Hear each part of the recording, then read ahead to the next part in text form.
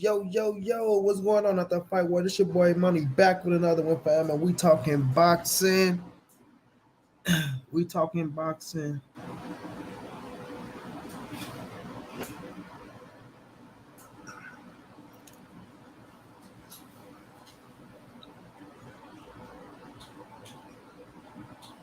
Just got to watching the debate with Knockout and Bram, which was a good debate. Shouts out to Bram, went over there, he tried to hang, but I had Knockout with the 30 burger, and I kept it real all the way around the board. But Bram talked his ish.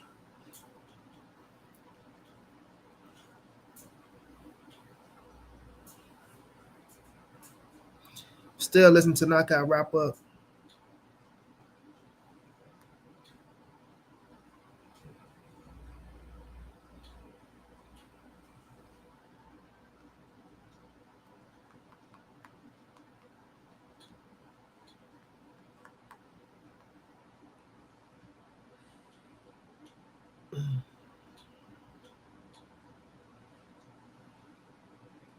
Y'all smash it like a shot. Come in, fam.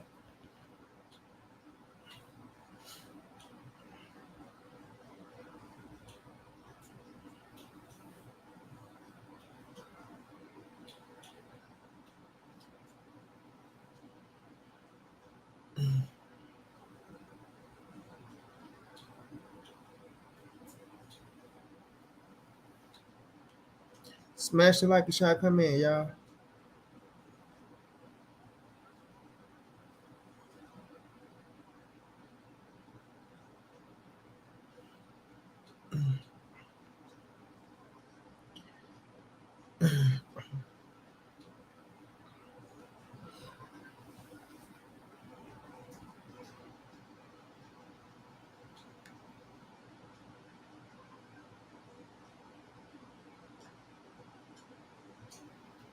As you can see what's going down. Yeah, Canelo about to do some damage, bro.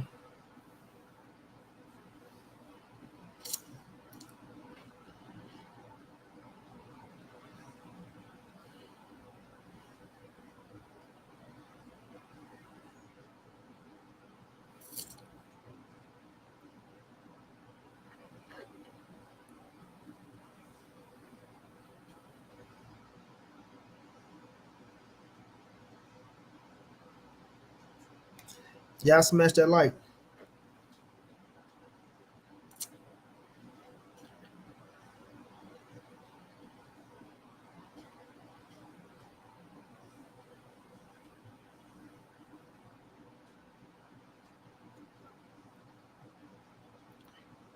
Rolling with the punches. What's going down, chap?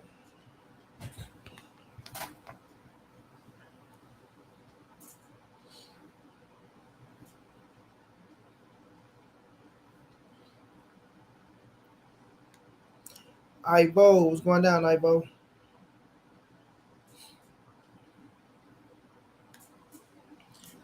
I'm back, Ivo. I'm back, your boy. You know what I'm saying?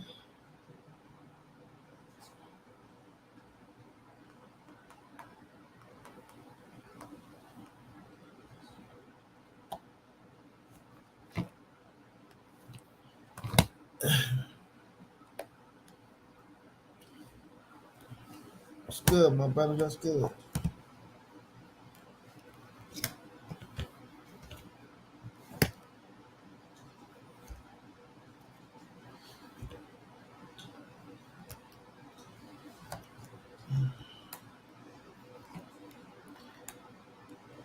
Moving into a new house, that's an experience.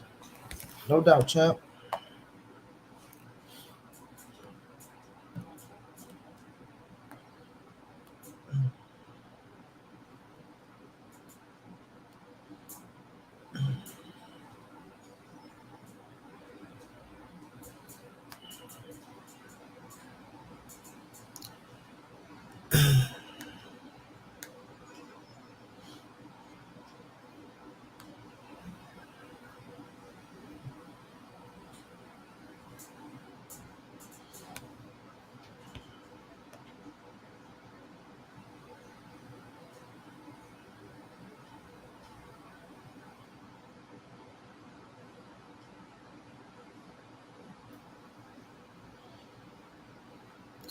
Knockout had a great debate over there, man. That was very entertaining.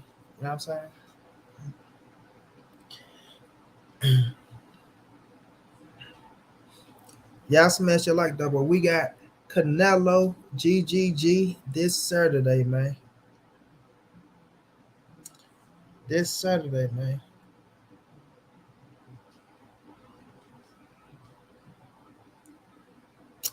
This Saturday, man. It's Canelo and Triple G, man.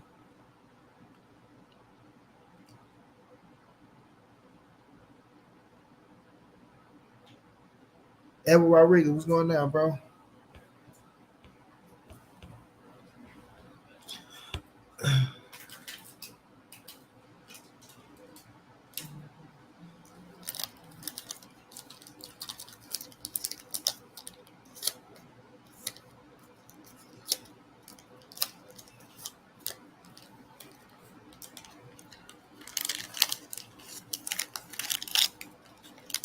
Y'all smash the like.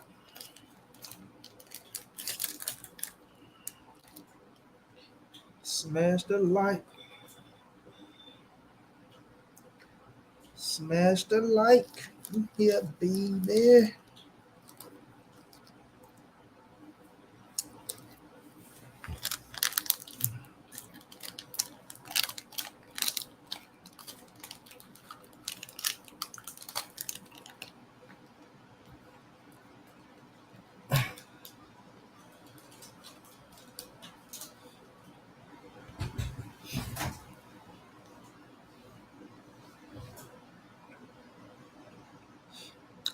Canelo's back.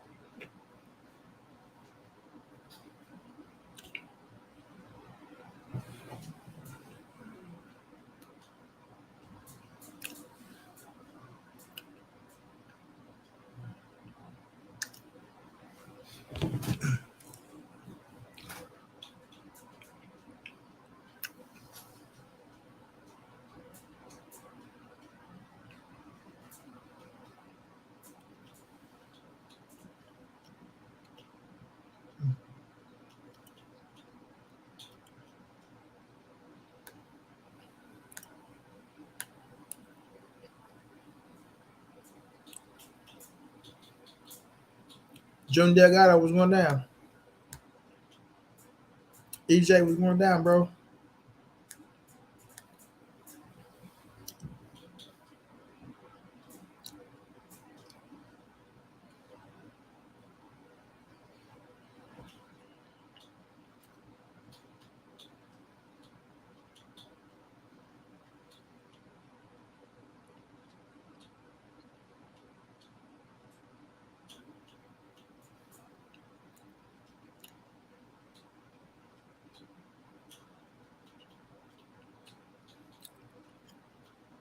Running with the punches, no doubt.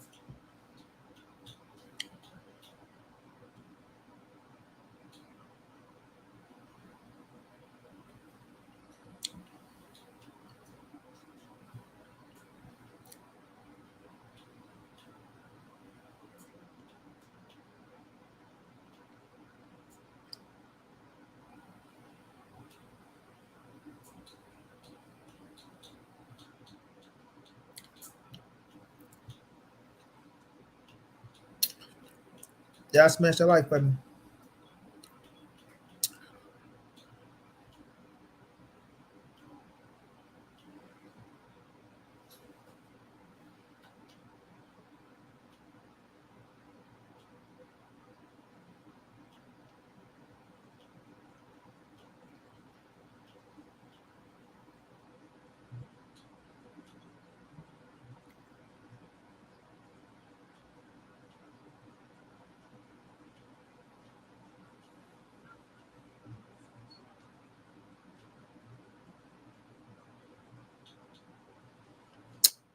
Chestnut, chestnut.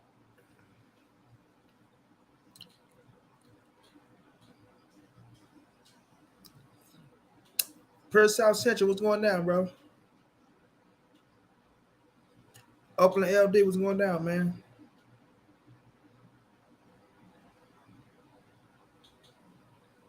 Chestnut, did you say Earl and Bud is not a 50-50 fight? Did you say people are crazy for saying that?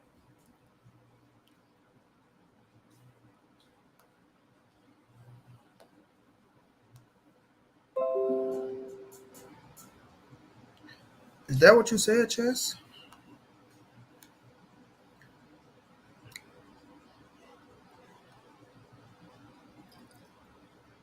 For South Central, our boy back in the ring on Saturday, baby. Our boy back in the ring, baby. Saturday, baby. Oh, okay, Chess, my bad. Ricky Solis, our boy back in the ring, Rick. Yeah, I've been good, man. I just got over being sick, bro. Whenever y'all see me eating turtles, y'all boy doing okay. Whenever y'all see me eating turtles,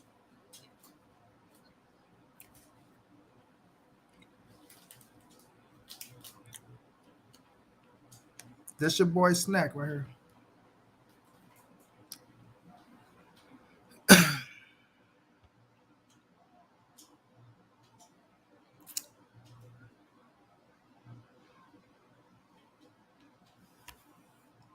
Facts, Eric.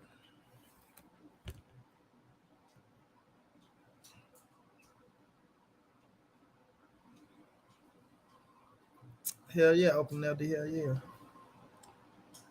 Alex Picasso was going down, bro.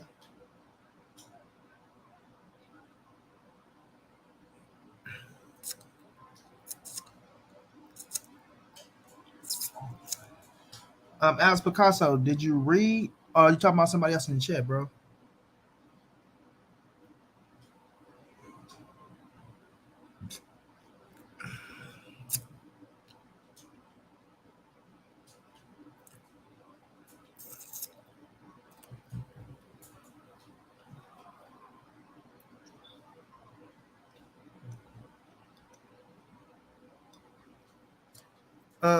Jock Green.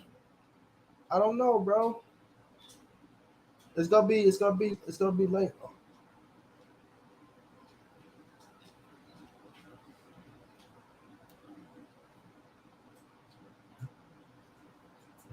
be around the 8th, 9th, 10th, somewhere from the 8th to the 12th.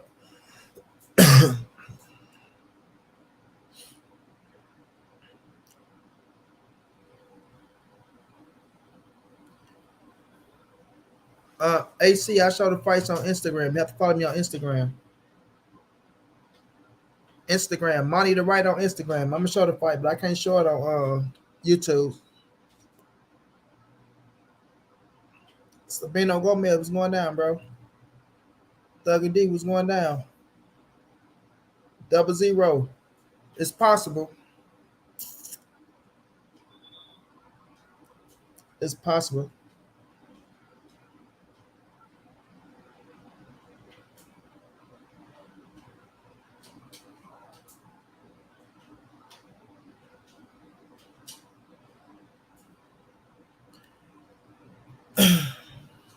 It's all good, Thugger D. Gerardo was going down, bro.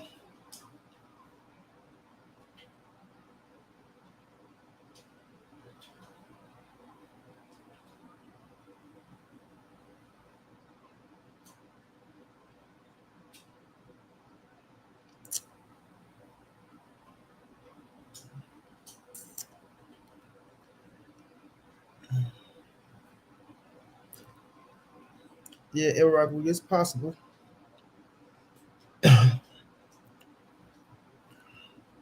You got GGG, Rico? You got GGG?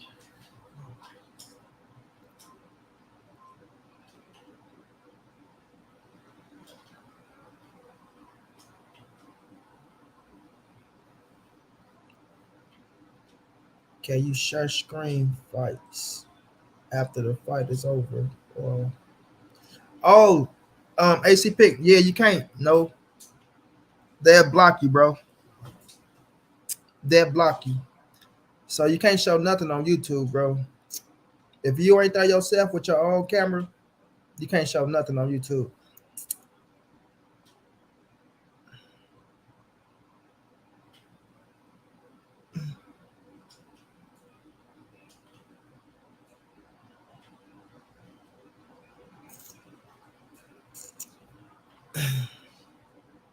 Josh Sanders, what's going on, bro? What's going on? Y'all smash that like and shot. Come in, fam. No, Jack Green. Not at all.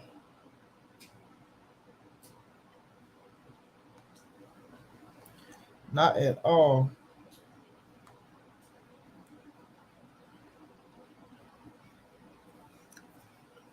Canelo is going to go to work. Canelo want to make a statement.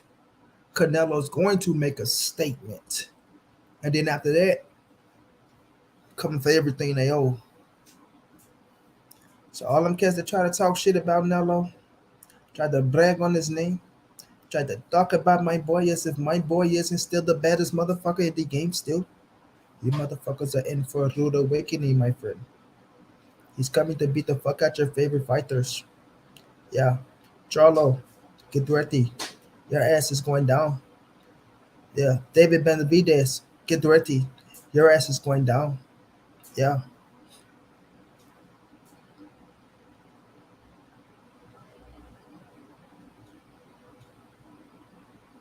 Say money, my girl said I'ma ride a mechanical bull. Shit, I got a hurt leg. Now stay your ass off that bull. Mike Big Box, what's going on? Payday, you want payday? Payday. I know that. Yeah, I know that. John Kramer, what's going down, my friend?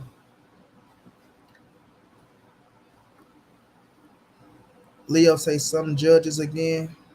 Huh, Leo? I don't know what you mean by that. Tony Montana, my friend.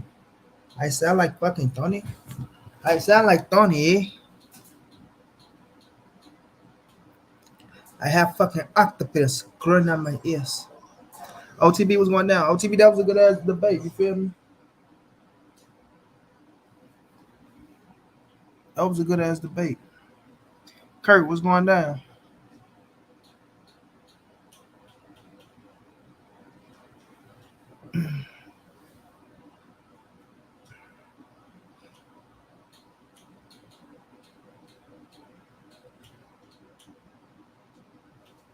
I'm saying that was a good ass debate.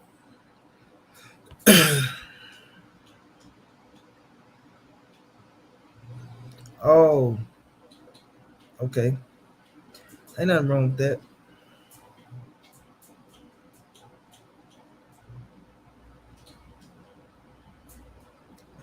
Not if you ask Chain, not if you ask Teddy Atlas. If you ask Teddy Atlas, they robbed Triple G.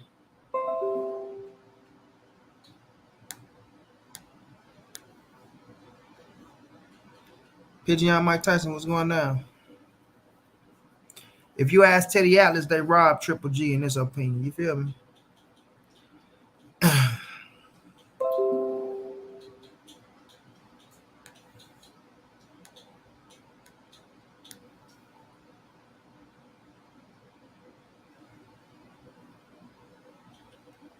Coach, what's going down, Coach? Coach, you called me earlier. I was knocked out, man. Teddy Atlas is biased towards white boys. I know Teddy Atlas is biased towards Canelo. I don't know about white boys. But I know he biased as fuck towards Canelo.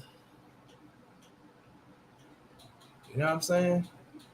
He say Triple G won that shit 8-4. The rematch. The rematch. Put that down, man. Put that down.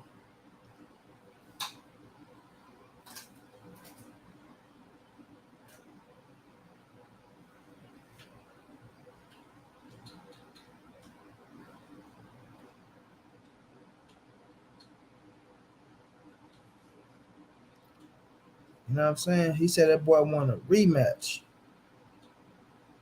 which is crazy to me.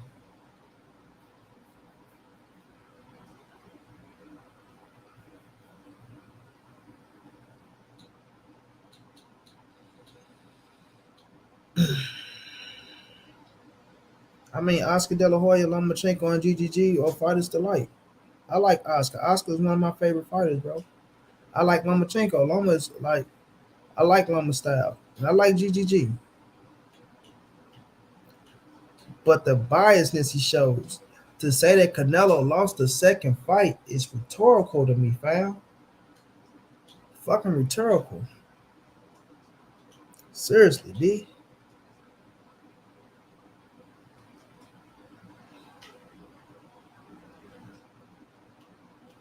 You know what I'm saying?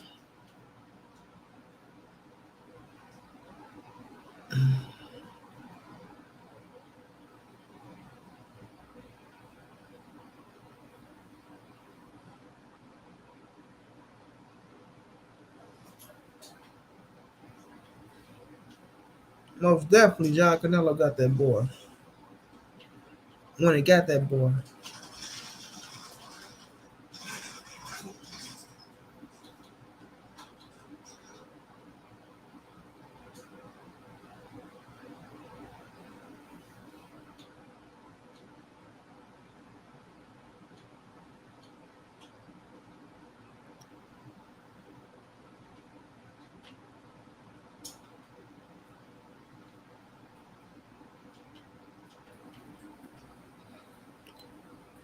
All right, open. We gonna find out Saturday though. Fight here. We got Thursday night football. Then we got Friday to weigh in, and then we got the fight. So we got a big time name. I think that shit costs $80 as well. Like God, leave man. Like the zone be ripping people off for real. Can't make people pay for the app, then still pay $84 for the goddamn fight. Crazy.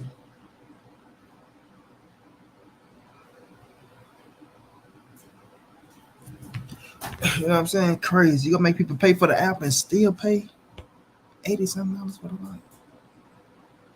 Bitch. Bitch. I'm gonna drop this link too. Let me drop this link in case the people want to jump on and talk this boxing. I'm in my classing. Man, I'm so happy. I feel better, bro. I'm telling y'all, boy, being sick ain't no joke. I don't wish sickness on nobody, bro. I don't wish sickness on nobody. Lord knows. It's a sickness going around. It's a sickness going around. And it put montray-brown down. And it caught me out of nowhere, too, bro. Like, that'd be the crazy parts, bro. When that shit catch you out of nowhere, out of thin air, like, look, bitch, come here. You know what I mean? Yeah, you can't show them fights. HC picks. You can't show them fights.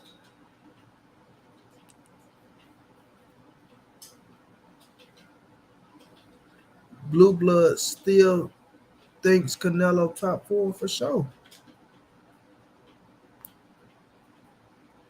For sure, bro. Like if you ain't got Canelo number one on your pound for pound list, you still got Canelo on your pound for pound list. And if you don't got Canelo on your pound for pound list, then guess what? You a sucker.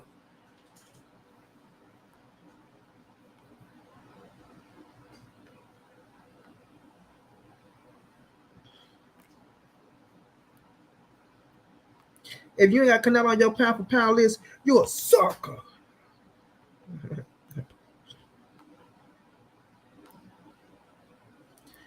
I was like, well, we're going down. My boy, Bible Marker coming through, always showing love to his boy, Money B, man. Say, what's going on, Money?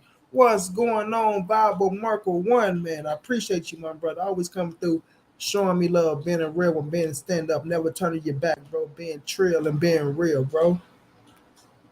I appreciate you, bro. My dog, Ivo. What's good? What's good? What's going down, champ? What you thinking about Saturday, man? You happy Saturday is here?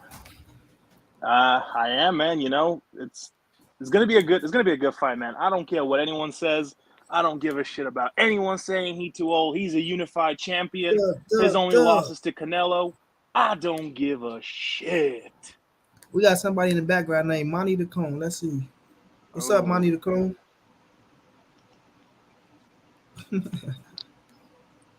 Ooh, These people crazy, bro. how original. Hi, Clowns. bro. Oh shit, that's crazy. Yeah, they fucking clowns. We pulled him on. He ain't say nothing though. We gave him a chance. Yeah, right. I'm feeling Yeah, good. these trolls, they I'm feeling good exist today. only for Everybody the good. comment section. Why, but we don't worry about that. But how you feeling though, Ivo? How you feeling, Yeah. champ? Look, I think Canelo's going to take all his pent up frustration out on Triple G. I That's what do I too, think's going to bro. happen. Exactly, there. Right side. He wasn't expecting for me to put him on. He was shocked. Wow, Monty put me on. Looking at this.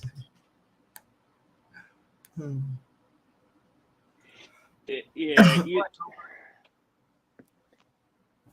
I'm with you on that, though, Ivo. I'm with you on that. I feel like he fit like he'll make a statement on Triple G ass.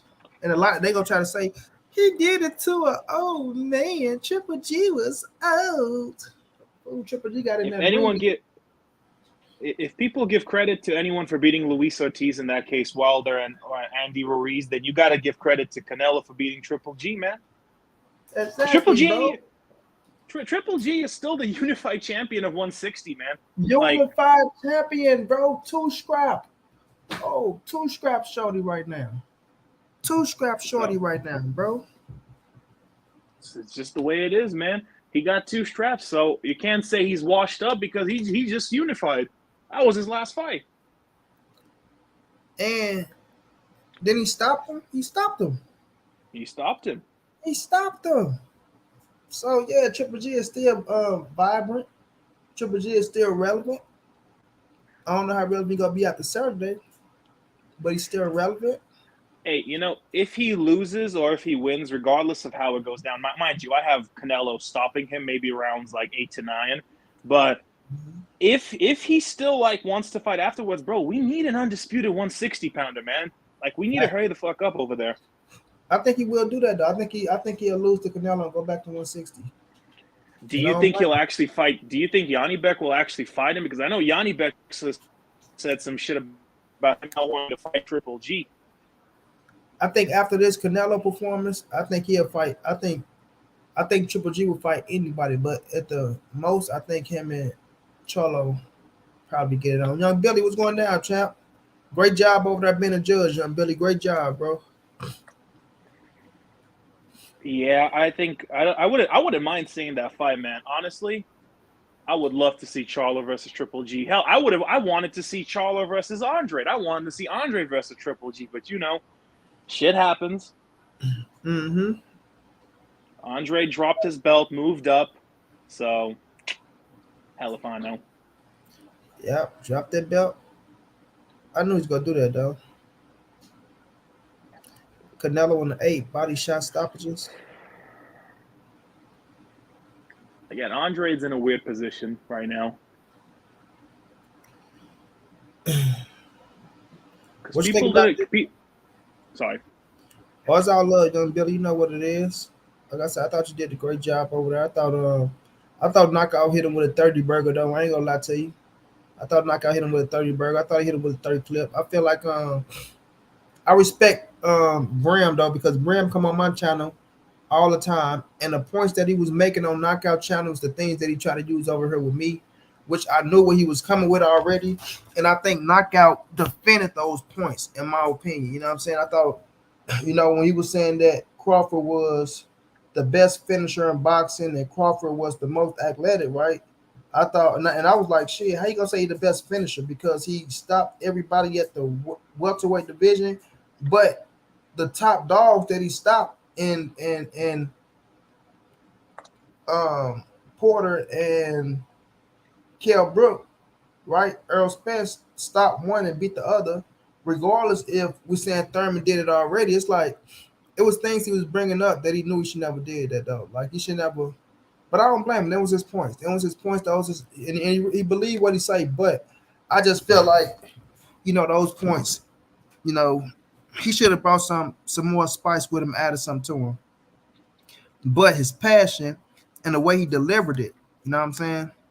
His passion in the way. That's you, young Billy? Yeah, that's me. That's me. My bad, bro. My bad for not showing my face. Oh no, it's all love. It's all love. What's up with Imani? What's up, Dave? But Chilling, man. Happy to be unsick. Monica, what's going on, baby? How you doing, Queen?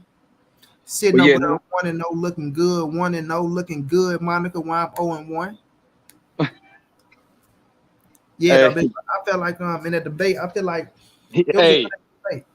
hey, knockout did do his thing though. Knockout came with like to me, knockout has the. It's hard to beat somebody with that type of delivery, knockout, and it's not that like you say in the debate, it's about painting that picture, and Exactly. knockout does it great though. Knockout paints that picture because he's gonna rebut the things that you say. Like if you say, okay, Bud's been consistent in calling Spence out, knockout will come back and say the points where Bud was like, nah, I'm not worried about that. That fight's behind me, and it's about painting that picture. Like even when saying like the first round when he was talking about pay-per-view numbers and why Bud should get 50-50 or because in the question it didn't say why Bud should ask for it. It just said should it be 50-50. There you go, and that's what he tried to say. He tried to say, well, I said no. That was not the question. The question was why should what was it? Why Bud should get 50-50? It wasn't no why should he ask for 50-50? He tried to make it out his own question. You know what I'm saying? He tried to make it out his own question. Like now, shit, like Monty, it's like this. I can ask you for 60-40. It don't mean it's right. Okay. Like if you say why you should ask something, I can ask you for anything. Look, I can say, Monty, I need a favor. And that don't mean I'm standing on it. But you need me to be on? Yeah. Okay. But okay. Now that was my little sister getting in the Uber. Every time she get in the Uber, she got to call somebody because we don't be trusting them goddamn Ubers in St. Louis. Like there be so much shit going on. So yeah, but go ahead, young Bill. Say that again, my brother. I'm sorry, bro. Nah, you good. I said because if you saying you should be at like, can you ask for it? Yeah, Bud had a right to ask for 50-50. Hell yeah, he do. But like, does he deserve it? That's what I thought the question was. See, it was, bro. Yeah, because you saying should you be able to ask for it? Yeah, you can ask for shit. I mean, any fight you can ask for 50-50. Like the opponent can ask for 50-50. That don't mean it's that like I don't know how that's a debate topic. Like that's what I'm saying. For me, it was kind of a weird question. Mm-hmm. Can he always? And I'm glad you're feeling better too.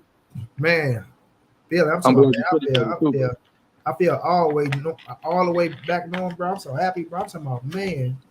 Was it COVID or was it just the flu?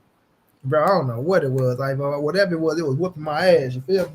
That's all I know, man. It caught my ass staying there too. Now I'm back better now, Monica Love. I'm back better now. Hey, you sound good, bro. You sound good. Did you have did you have COVID or did you have the cold? Man, I probably had COVID, bro. I'm up for thinking I had the cold. I wasn't able to taste. That shit started hitting me. But the thing was, yeah. If you lost taste, you probably had COVID or the flu. Yeah. Shit, they kind of do the same. I had COVID before though, and it hurt me, but I didn't feel like that this time. So I think it was probably like a little flu because I lost taste, but I didn't get like last time, bro. Like I felt like it was over. I ain't gonna lie. I grab the Bible. I say, man, look here. It might be over for a nigga, bro. The way I'm feeling, I'm like, shit, I don't know, but I ain't going to the hospital. You go to the hospital, you ain't coming back out there. I know. Hey, I know when I got COVID, I didn't have the symptom where you lose taste to smell, man. I just felt like someone punched the shit out of me. I felt like I was jumped when I had COVID. Man, I'm trying to tell you, bro. Like when I had COVID, bro, I'm talking about, man, I don't wish that on no. And then they kept talking about, I appreciate the AJ. Here they go, young Billy with the COVID. I always want to talk about, oh, it's just like having the flu. No, the hell is not. That shit is not like having. That shit is not for humans, bro. Whatever COVID is not for humans. And look, this is the crazy part too. The Spanish flu, bro. That's what it is, bro. It's the Spanish flu, right? They just trying to say it's COVID, but this is the thing about the Spanish flu. If y'all do y'all research on it, and I did a project on this in school, and it's crazy how that shit came full circle like that. They dug up bodies, bro, old bodies, right? Dead bodies that had the Spanish flu back in the days. And they took the blood out and they was doing research to try to find a cure for the shit. And they found the cure for it. You know what I'm saying? And that's how you know they shot that shit in the air again, because just like they shot that shit in the air to stop the wars and was killing off motherfuckers back then, they shot that shit in the air again, bro. Like everything repeats itself. So they be, oh, it's bats in it, man. That ain't shit, but them shooting shit in the air, bro. Hey man, And all that I know is Spanish flu wiped out a lot of people, Manny. Man, the How Spanish many flu people? wiped out a lot of people, bro. I'm talking about it helped with the war that was going on. It Yeah, helped stop the entire war that was going on back then, bro. Hell yeah, bro. That shit wiped out a lot of people, bro. And that's the same shit they doing right now. They just trying to put a different name on that shit. Talking about COVID, bro. That shit is the Spanish flu, and that shit ain't no joke, bro. yeah, it's another form of SARS, bro. hey Hey, man, see what's That's even it. going on? even Go ahead, Ivo. man, even the regular influenza, man. Like people tend to miss every time someone gets a little sniffle, they say it's the cold. They say it's influenza. It's the flu. No, it ain't. Like when you actually have the flu, you feel like dog shit, man. You don't want to move. You can't move. You cough your lungs out. Like the Yep. actual flu is not the common cold. So like that's just the problem with people not knowing, like not being educated properly. Facts, bro. All facts, bro. So it's crazy though, man. But let's get back to this boxing though, y'all. Man, um, Javante Davis and Ryan Garcia look like they in talks, man. I know a lot of people saying, "Oh, it's not this, it's not that." When they call it off, this is why I like to look at things like this, bro. Right? We know that um, Steven Espinoza came out and said that he want Earl Spence and Crawford, and he want fucking Tank and Ryan, and those are the fights he want to work on. Hey, So that's a fact. That's a fact. yeah, so That's a those are fact. fights they're gonna work on. So when you say those things, bro, and I believe like Steven Espinoza is so fucking cool and chill, bro. This is what people don't know about him. He's not the type to count. He's not the type to try to get fucking credit or you know what I'm saying, just say things to be saying them, bro. You know what I'm saying? Like his word is bond to me. You know what Yeah, I'm saying? To me, I had conversation with Steven Espinoza and shit, like, but his word is bond to me. You feel he's me? transparent, right, Yeah, Monty? yeah, like Transparent, bro. exactly, bro. So it ain't like he out here capping the line or you know what I'm saying. Like he gonna keep it real with you, bro. He ain't got no reason to. He's a very busy man, and he tried to bring the biggest and the best fights to Showtime. That's why they stole. I ain't gonna say stole, but that's why they took the best fighters from HBO and came to Showtime. And that's why whatever happened with HBO and boxing, why they out of business. That's HBO. I'm quite sure if they want to get back into boxing, they can do it. They got a lot of fucking money over there. But Showtime did take Mayweather. And when Mayweather came over to Showtime, it put a halt to a lot of things that HBO was doing. You know what I'm saying? So I don't think Steven Espinoza sit up here and have to lie to us about certain things. If it's not gonna happen, it's not gonna happen. But I like the Ryan and the Tank fight, bro. I think we all like it. I think a lot of people, and this is my thing with the Haney's, young Billy, y'all. The Haney's know that they got a fight coming up October 15th. They know this shit. They been knew it. They knew George Kambosos one step to the side or none of that shit, right? Now credit. Bill do a damn good job, going from channel to channel promoting his son, and I can respect that on so many levels. You know what I'm saying? But at the end of the day, if it's a fighter that y'all want to fight, a la Javante Tank Davis, y'all want to fight Tank so damn bad. All right, I get it. Right, I get it. But every time Tank trying to do something, y'all can't stick y'all nose in that man business. They try to make it like Tank was talking about Devin when Pitbull Cruz said that he's going to go fight Tank. He's trying to get a fight with Tank and become a world champion. And Devin came out. Oh, you want to be a world champion? You have to fight me, bro. I'm tired of like people always want to make it as if the regular title is still not there. It doesn't matter if they want to believe it's a belt or not. It's in the game. It's been in the game. Gonna continue to be in the game, right? The WBA kept it around for a reason. Whatever reason, it's their reason. But the WBA regular is here to stay, whether y'all like it or not.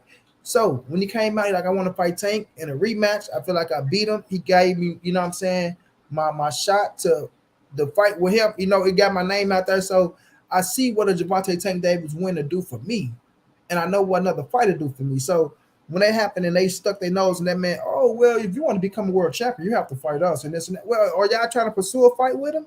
Because he damn sure call y'all out. You know what I'm saying? He damn sure said, "Oh, if you can't get Javante Tank Davis, okay, I'll fight Devin Haney." So if you saying that if for him to be a champion, he have to fight you and he call you out, I don't see y'all calling out Pitbull Cruz. So if y'all not gonna fight Pitbull Cruz, every time somebody bring up Gervonta Tank Davis' name, bro, let Tank handle his business like y'all handling y'all business, bro. Y'all can keep sticking y'all nose to other people's business if it don't concern y'all at that moment because y'all know y'all not gonna fight Tank next. Y'all know y'all got that man George Kambosos next. Go do what y'all gotta do, get his ass out the way. Then y'all free if y'all are free because we know Bob wants the Lomachenko bout, which is a big ass fucking fight for you. But let Tank go handle his business. And now Tank look like they in talks with Ryan Garcia, like they want that fight to go take place, like it's gonna happen. I'm pushing for it. I want to see it. I always wanted to see it. Like I said, that fight can compete with Errol Spence and Terence Crawford.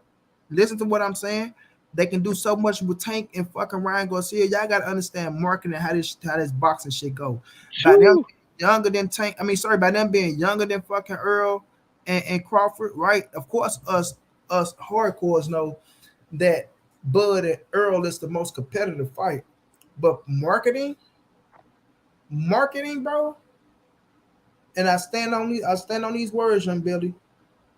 Tank and Ryan can outsell Errol and Bud because it's so fucking much you can do with it. You know what I'm saying? You have two nationalities. You have two young undefeated knockout orders. Both of their ass hot and young. You see Ryan Garcia on commercials with fucking NFL stars and shit like that, right? Gatorade, bro. That's crazy. You look at Tank. Tank got his marketing abilities. I don't know if he with the Mayweather still or not, but even if he ain't with him, Tank is Tank now. Tank is a made man. You know what I'm saying? So when you look at them dudes, bro, they have marketing star power. They have marketing star power. People got to understand that shit. Yes, you can be a hot fighter. You can be a top boxer, but you might not have no fucking marketing power. You know what I'm saying? Those young boys have marketing power, especially with this being their generation and taking control of social media the way they do. Tank fucking with athletes and Tank fucking with people like Ari and you know what I'm saying? Like all that shit plays a part. Then you got Ryan Garcia over there having 1,000 kids with, you know what I'm saying? Like, trust me, that shit plays a part, bro. That shit plays a part. You know what I mean?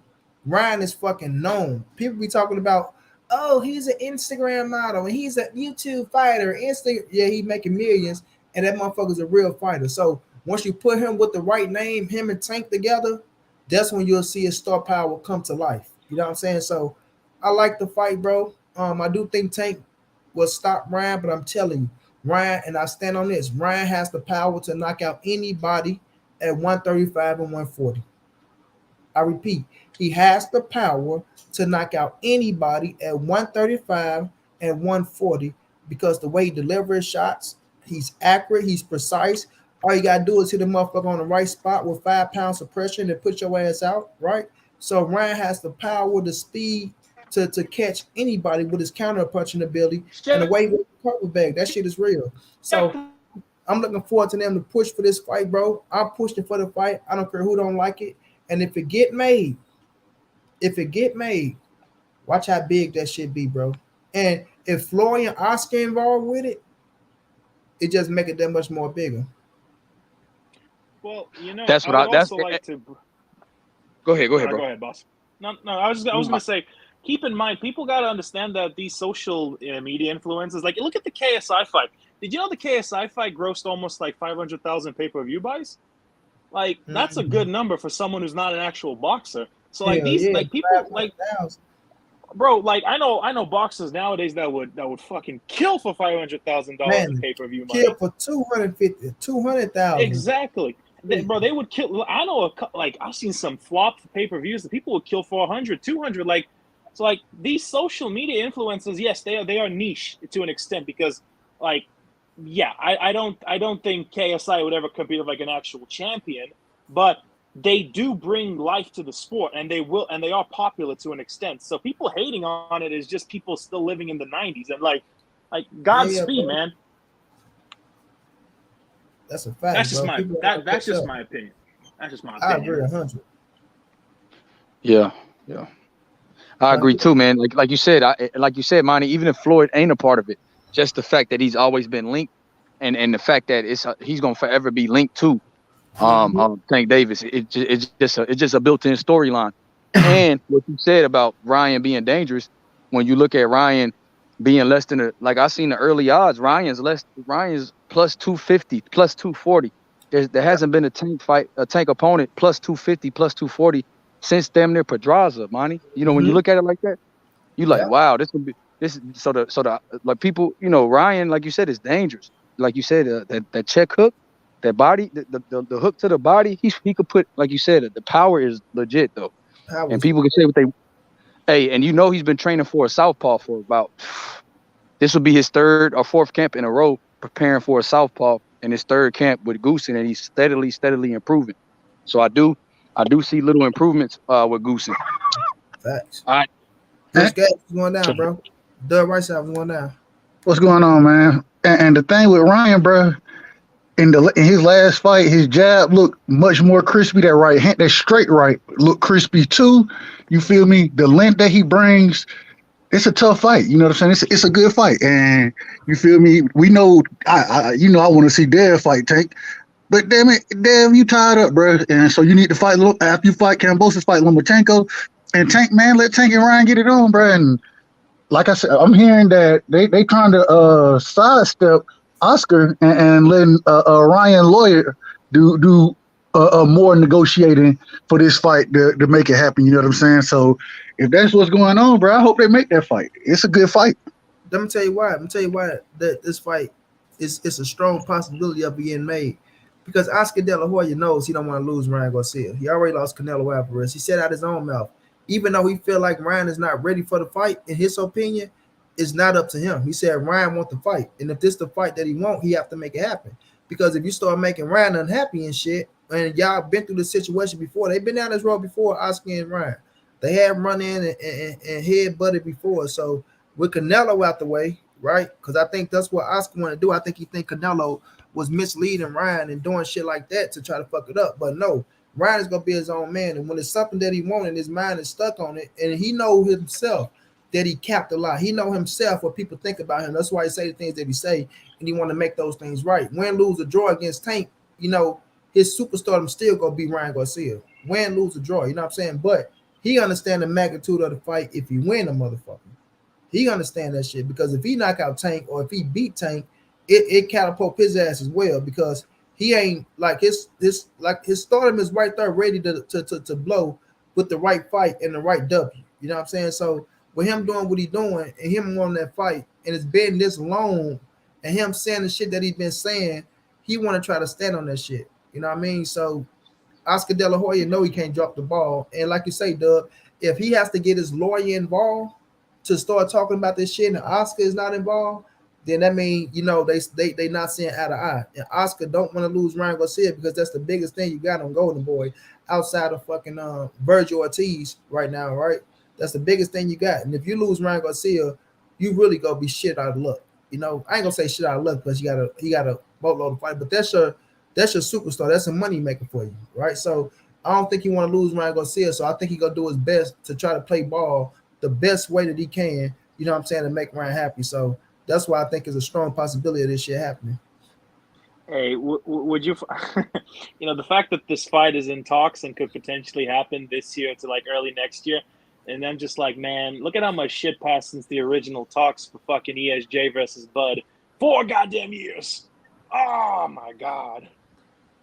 But the thing is with ESJ and Bud, right?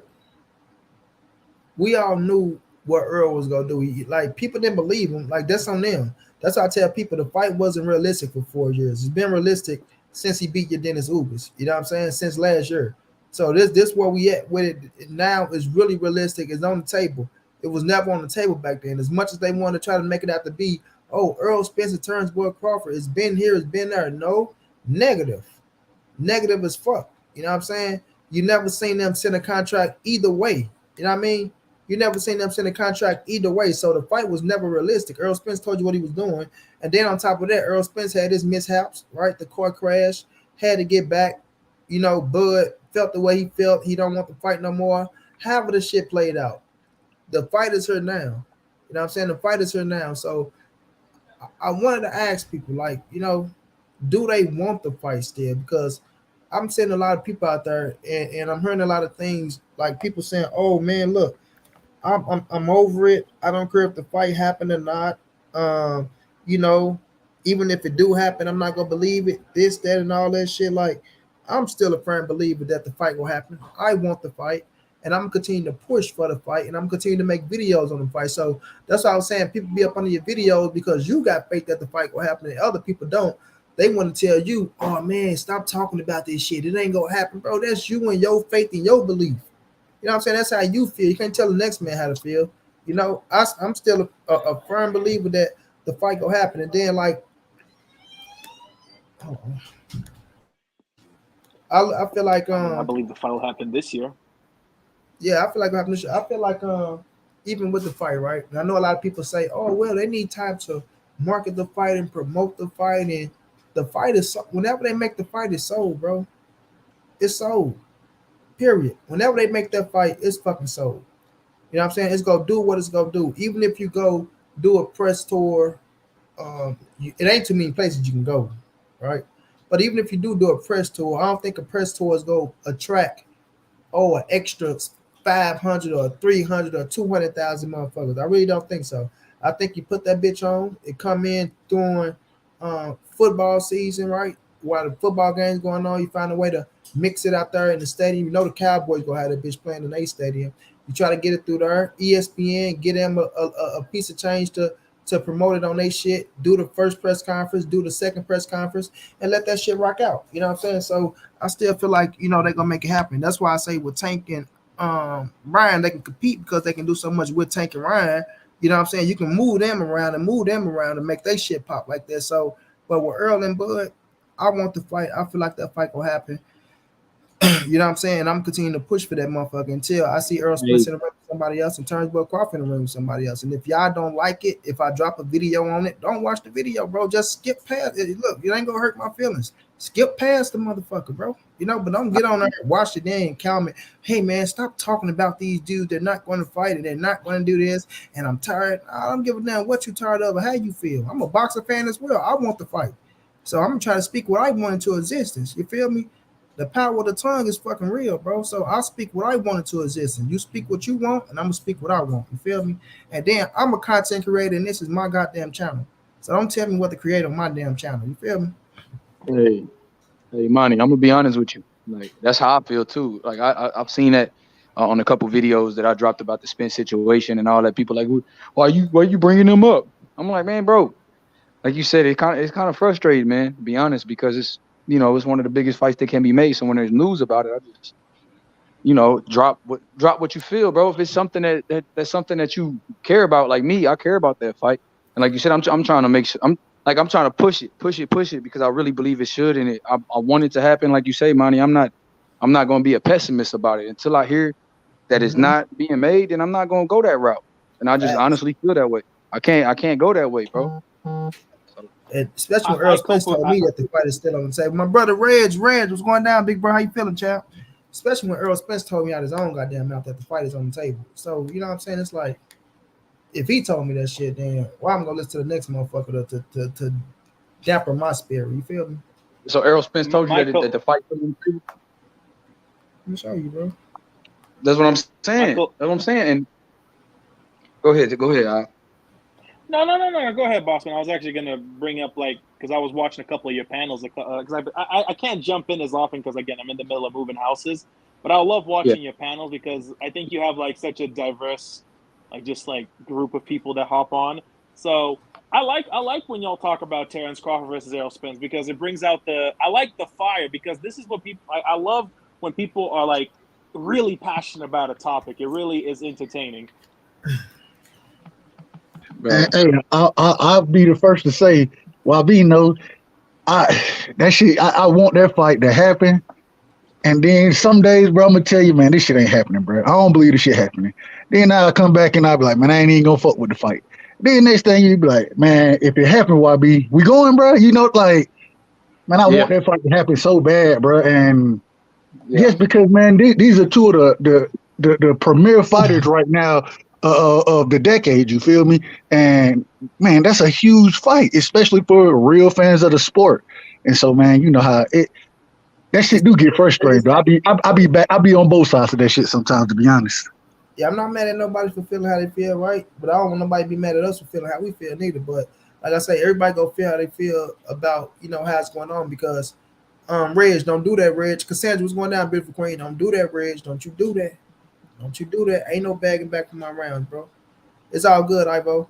But everybody gonna feel how they feel about the situation. It's just like it's to the point to where, like I say, the 4 years that people were screaming about the fight, I was realistic about it. To where I knew it wasn't happening until Earl got that third scrap. So I wasn't in a mix of Earl Spence and Bud for the fight this year.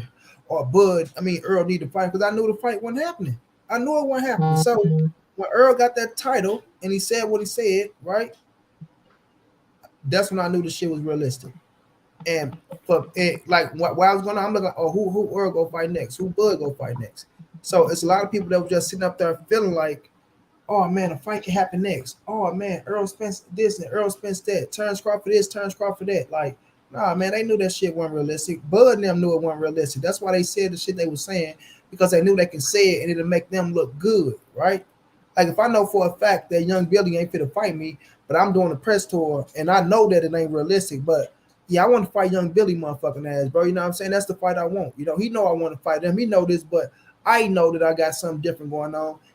He know that he got something different going on, but young Billy, like, oh, nobody this nigga keep saying my name. He know this fight ain't happening. And he don't give me no motherfucking clout.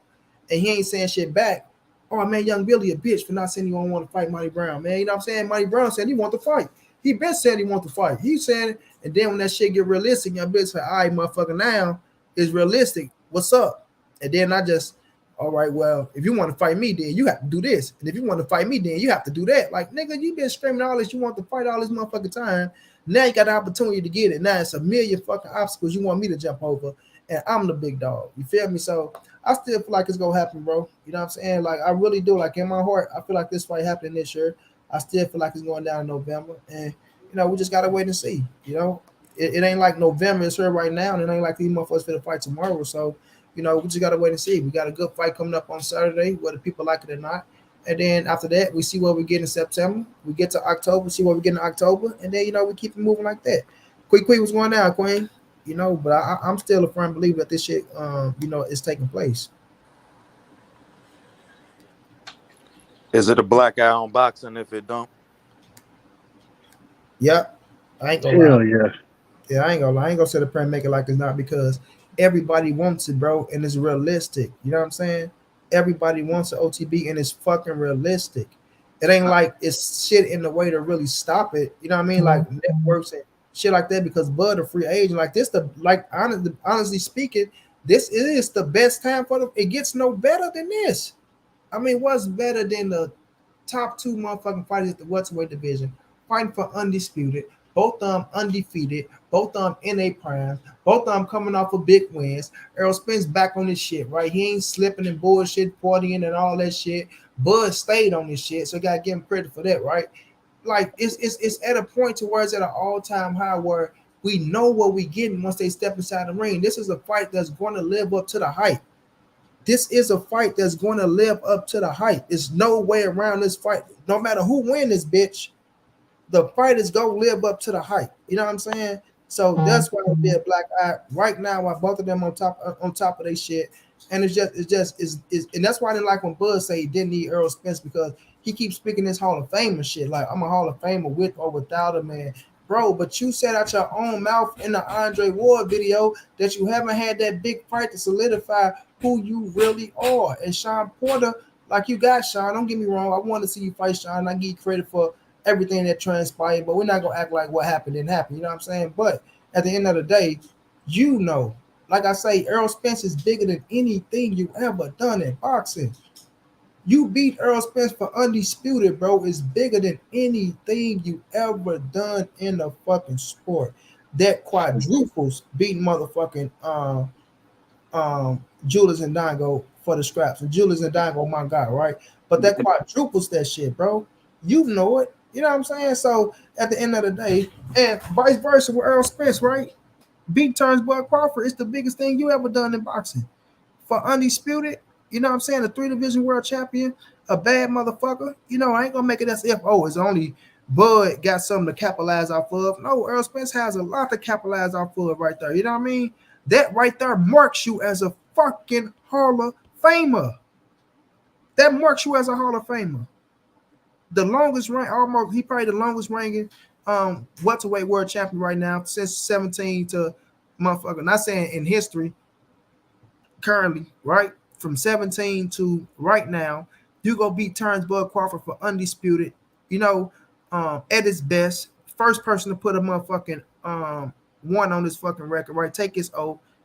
And he's a future Hall of Famer, 3 division world champion, former undisputed, current WBO, right? You beat that motherfucker that instantly, wham, slap your ass in the Hall of Fame, bro. And after that, you will never have to become undisputed again. All you have to do is become unified at 154 and 160. Become unified at 54 and become champion at 160, bro. And your shit is stamped. Your shit is stamped. You know what I'm saying? And if you beat him, you become the #1 pound fight in the world. And the money goes up. And the fan base goes up. The recognition goes up. You shut a lot of motherfuckers up. Big names. Big names. Roy Jones. James Toney. Canelo Alvarez. Mike Tyson.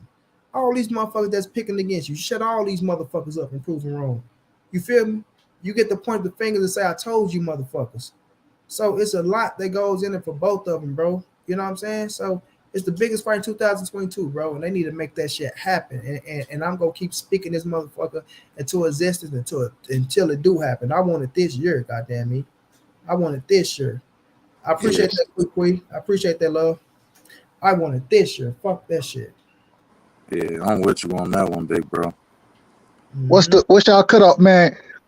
What time frame do y'all put there to say, okay, if it ain't announced by this time, bro, the shit ain't happening? What's the time frame on that? I ain't got no time frame, bro. Until I see Errol in the ring with somebody else and Bud in the ring with somebody else, that bitch happened. I ain't got no time. I can't put up there and say, oh man, if that bitch don't happen by the end of October, nope. Until I see Errol say I'm fighting so and so and Bud moving on to whoever he fight, that bitch gonna happen to me, bro. To me, it's been 5 years of this shit. It's unrealistic. It ain't been 5 years of this shit, though. That's the thing. It's been 5 years of talk. That's all. Yeah, that's what I'm saying. So to say that we ain't gonna still want it after 3 or 4 months, and we done been talking about it for 5 years. Yeah. To me, that's unrealistic. But it's been OTB. Yeah, it's been realistic since he beat my man, Dennis Ugas. That's the realisticest fight ever been. It's the closest we ever been to this fight. That bitch is on the table. You know what I'm saying? It's on the floor. You know, so we just got to make it happen. Well, they have to make it happen. Well, we still got to push and keep the fate of making that bitch happen. You know what I'm saying? A lot of motherfuckers keep talking about, oh man, put Jerron Boots Ennis in the ring with him. I want to see no goddamn Jerron Boots Ennis in the ring with him right now, bro. You know what I'm saying? No, we want Errol Spence, Terence Bud Crawford. That's what we want. And that's what we go get. As long as we keep saying we want that motherfucker this year, we go get it. You know what I'm saying? That's how I feel.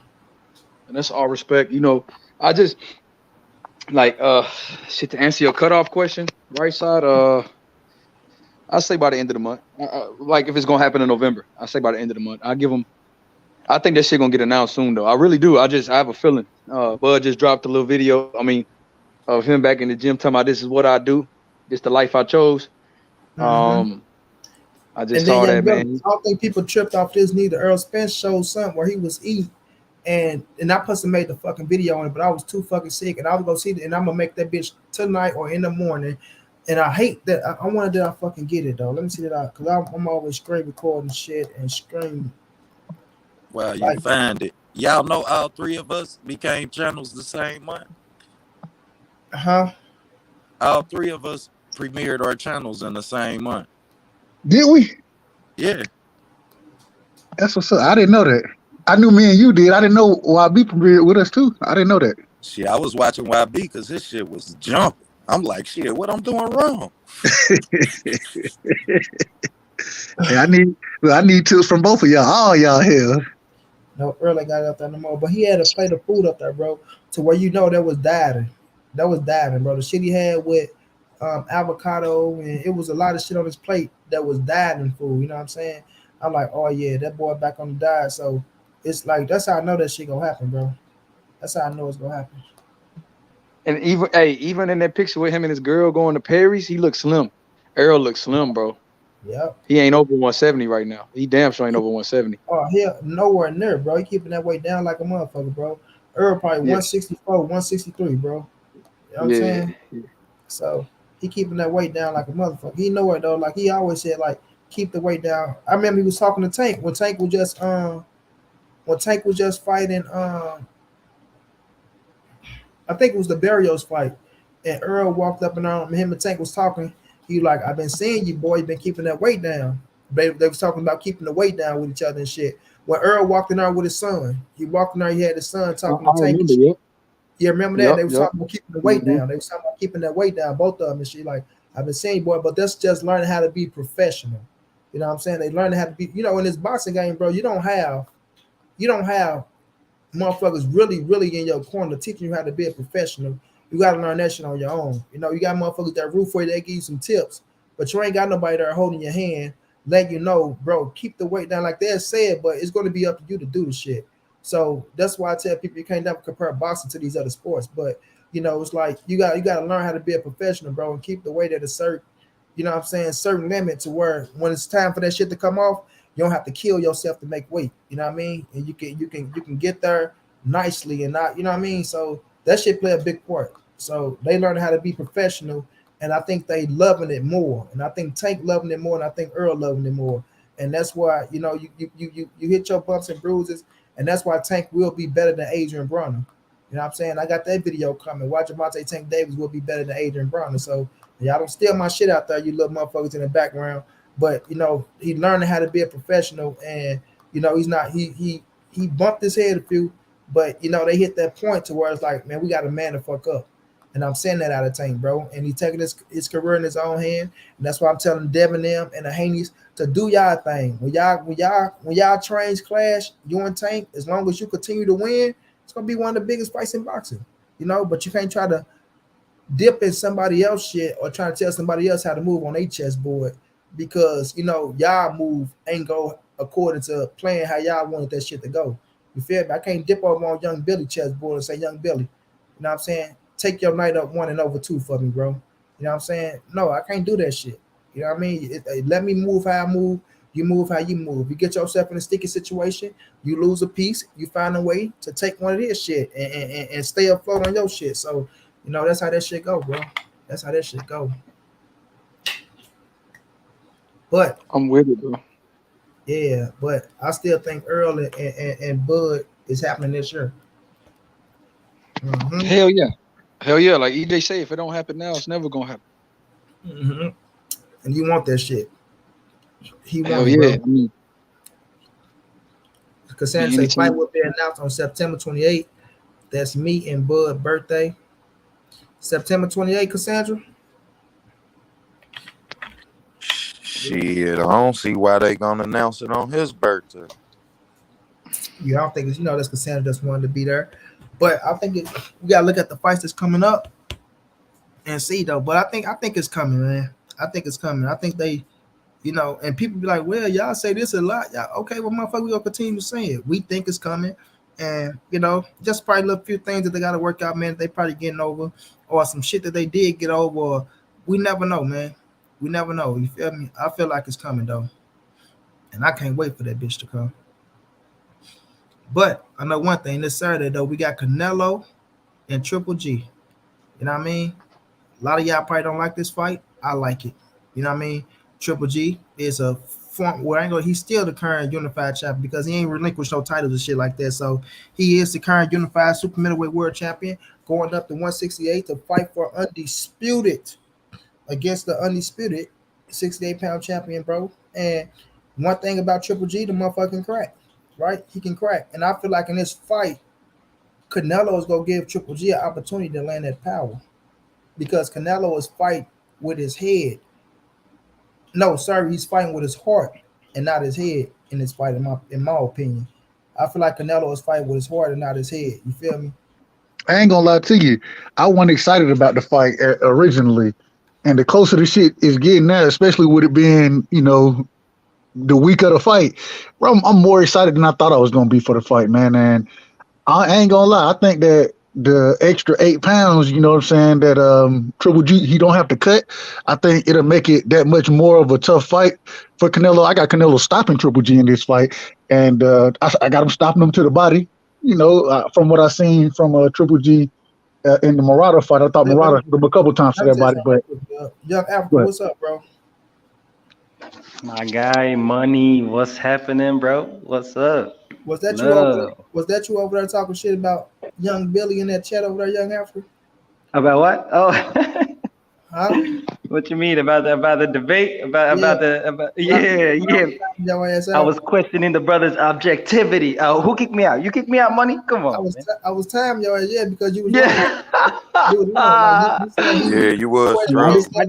I didn't see the chat though, bro. But what you said? What you were saying? Hey man, first off, Money, you out here timing me out. You hated ass fingers, Money. Come on, bro. Go ahead.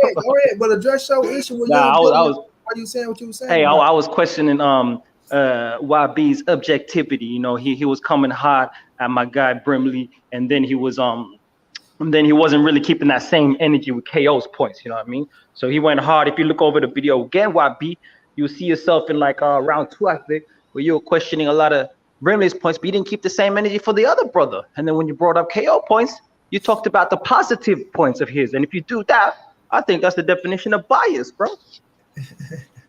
Yeah, but if you say, okay, like for instance, if you say a 3-fight deal, 14 million, and you don't say where you got it from, how can that be fact?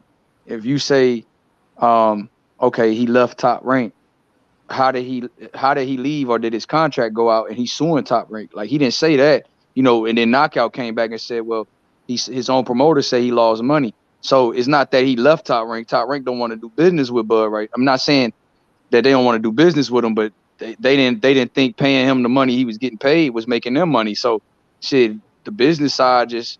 Then he also brought up Eddie Hearn saying they don't have that type of money that Bud asking for to sign him, and he don't have the opponents over there. So when he said Bud had less options than Spence, it was true. You know what I mean? Because Knockout laid it out. See, Brim was laying out good points, but it was more so emotion. It wasn't all the way fact with it. You get what I'm saying? If he was saying, oh man, like he said, man, why would Bud sign 3 fights, 14 million? Well, you just said that Bud Crawford is the reason the fight happening, but you telling me about an offer he turning down. How you turning down an offer if you making the fight happen? If you more responsible for making the fight happen? If you saying that Spence need to have the intestinal fortitude and make his team do something, well, if he told his team to send you a contract, then that's a contradiction. So like now, or sending you an offer, then that's a contradiction. So you can't say one thing saying Spence need to make his team shape and make it work, and they send you something and you reject it, but you responsible for making the fight happen. How? So it was just like it wasn't connecting, bro. That's I hear you, bro. I actually agree with that analysis. So that's what I mean. So did you keep the same energy for KO's points? Did you hit him and critique his points? That's my whole point, bro. What did KO say that wasn't That's true? Exactly my point. Hey, no, not that it's not true. So everything that he said was 100% verified and correct. He asking you, what did he say that you feel like he should have critiqued? What was there to critique about what he said in round 2? That's what I mean. Hey, honestly, I ain't got that memory like that. But what I can say is there's always something to critique. When you're talking about man's word, there's always something to critique. And if you keep the same energy, you got to critique the other man also. That's what I mean. If you're telling me he had a flawless performance, I'm going to go back and I'm going to send that shit to you, bro. I'm going to put it in the chat next time. The thing with Young Africa is Bram is his guy. You know what I'm saying? His guy went over there. It's my guy. I don't even agree with his point of view, but he's my guy. He got 30 burger, man. He got 30 burger. But no, I thought Bram came over here. But listen, Bram come over here. One thing I respect about him is he do pull up and he stand on what he's saying. I don't give a fuck what people were saying in the chat. I respect him for standing on his word and what he say. You know what I'm saying? He spoke what he spoke. He came with logic, like he spoke, like he went over there just saying no bullshit. I tell him that when he come over here, you know, he speak his shit, and I can respect that shit. Just like drink more water, and it's another one out there. Like they stand on their shit, and I respect their shit because they believe it and they show up. You know what I'm saying? They show up, man. You gotta give every man credit for showing up. Like Monty, like this the thing. Like if I was so biased, bro, and I'm picking Spence to beat, but if I was so biased, I would have heard the final round and just swept Knockout because I got Spence beaten, but and everybody know that, bro. Like you seen my videos where I'm saying why Spence beats Bud. So it's just so if I was being biased, I would have said that. But knockout. The thing is, like, okay, when he was talking about Ugas and Spence, you know, when he brought up the 50-50, like when Brim was saying it's 50-50, he brought up sporting news. I'm not saying Brim won, by the way. I'm not saying you won. I'm just saying keep it 100. That's all. Yeah, I was keeping it 100, bro. I didn't like. My thing was, when did you get there? Was you there the whole night? I got there in round 2. Oh, okay. So if you ain't there in round 1, then you can't speak from it. You know what I'm saying? You can't watch half the movie. You can't watch half the movie and criticize the beginning of the movie and the final result. You ain't even watched the beginning. I don't like watching movies in the middle. And I ain't gonna lie to you, bro. I had it 3-0 for knockout, but I thought the judges did a hell of a job of trying to be as fair as possible, listening to both brothers' points and critiquing both of them on their points. A lot of times you get niggas up there and respectfully to whoever, I ain't saying no names or anything like that, but you see they can't even explain that, and I got this person because they said this. They ain't addressing nothing the other person is saying. I think all 3 judges they addressed both individuals' rounds, and they just gave their opinion on who won the round. But I thought it was a fair ass judging.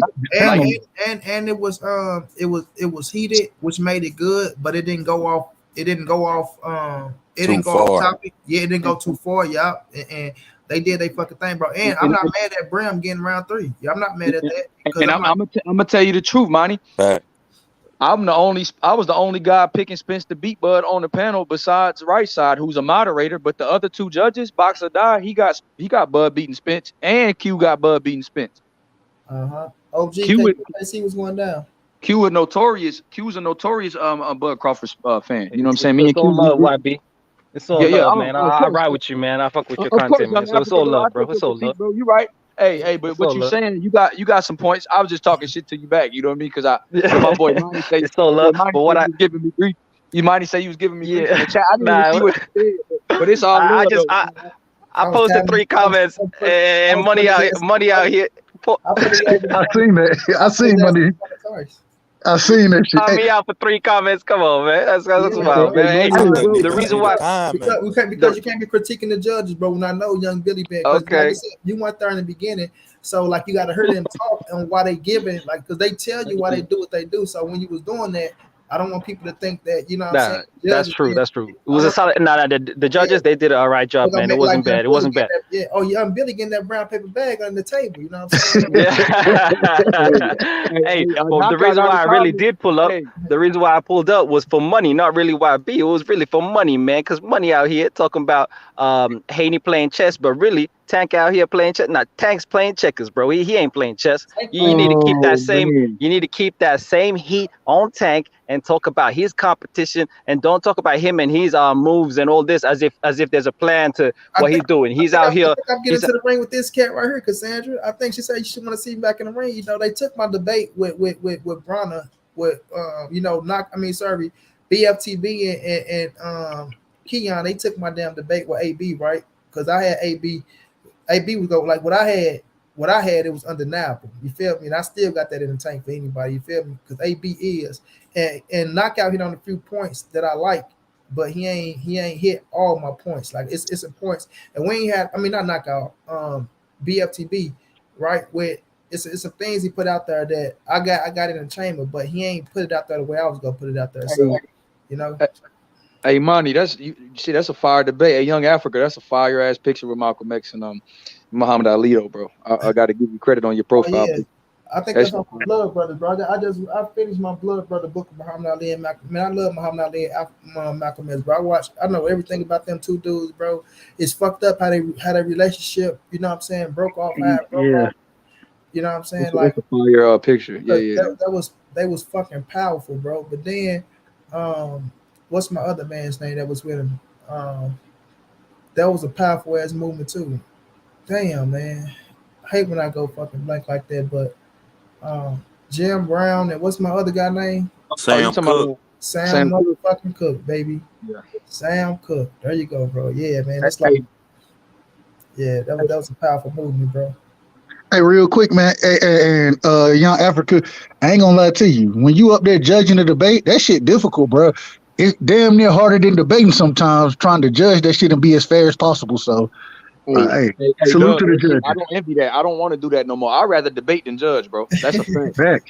Facts. You got to live up to a lot, bro. And it's like sometimes, the time you feel like you're paying attention and then you can hear everything, but then sometimes, you're trying to listen so hard that like you be like, man, the focus is on you and them, and so you're trying to get every fact that they're saying and also rebuttal that they're saying.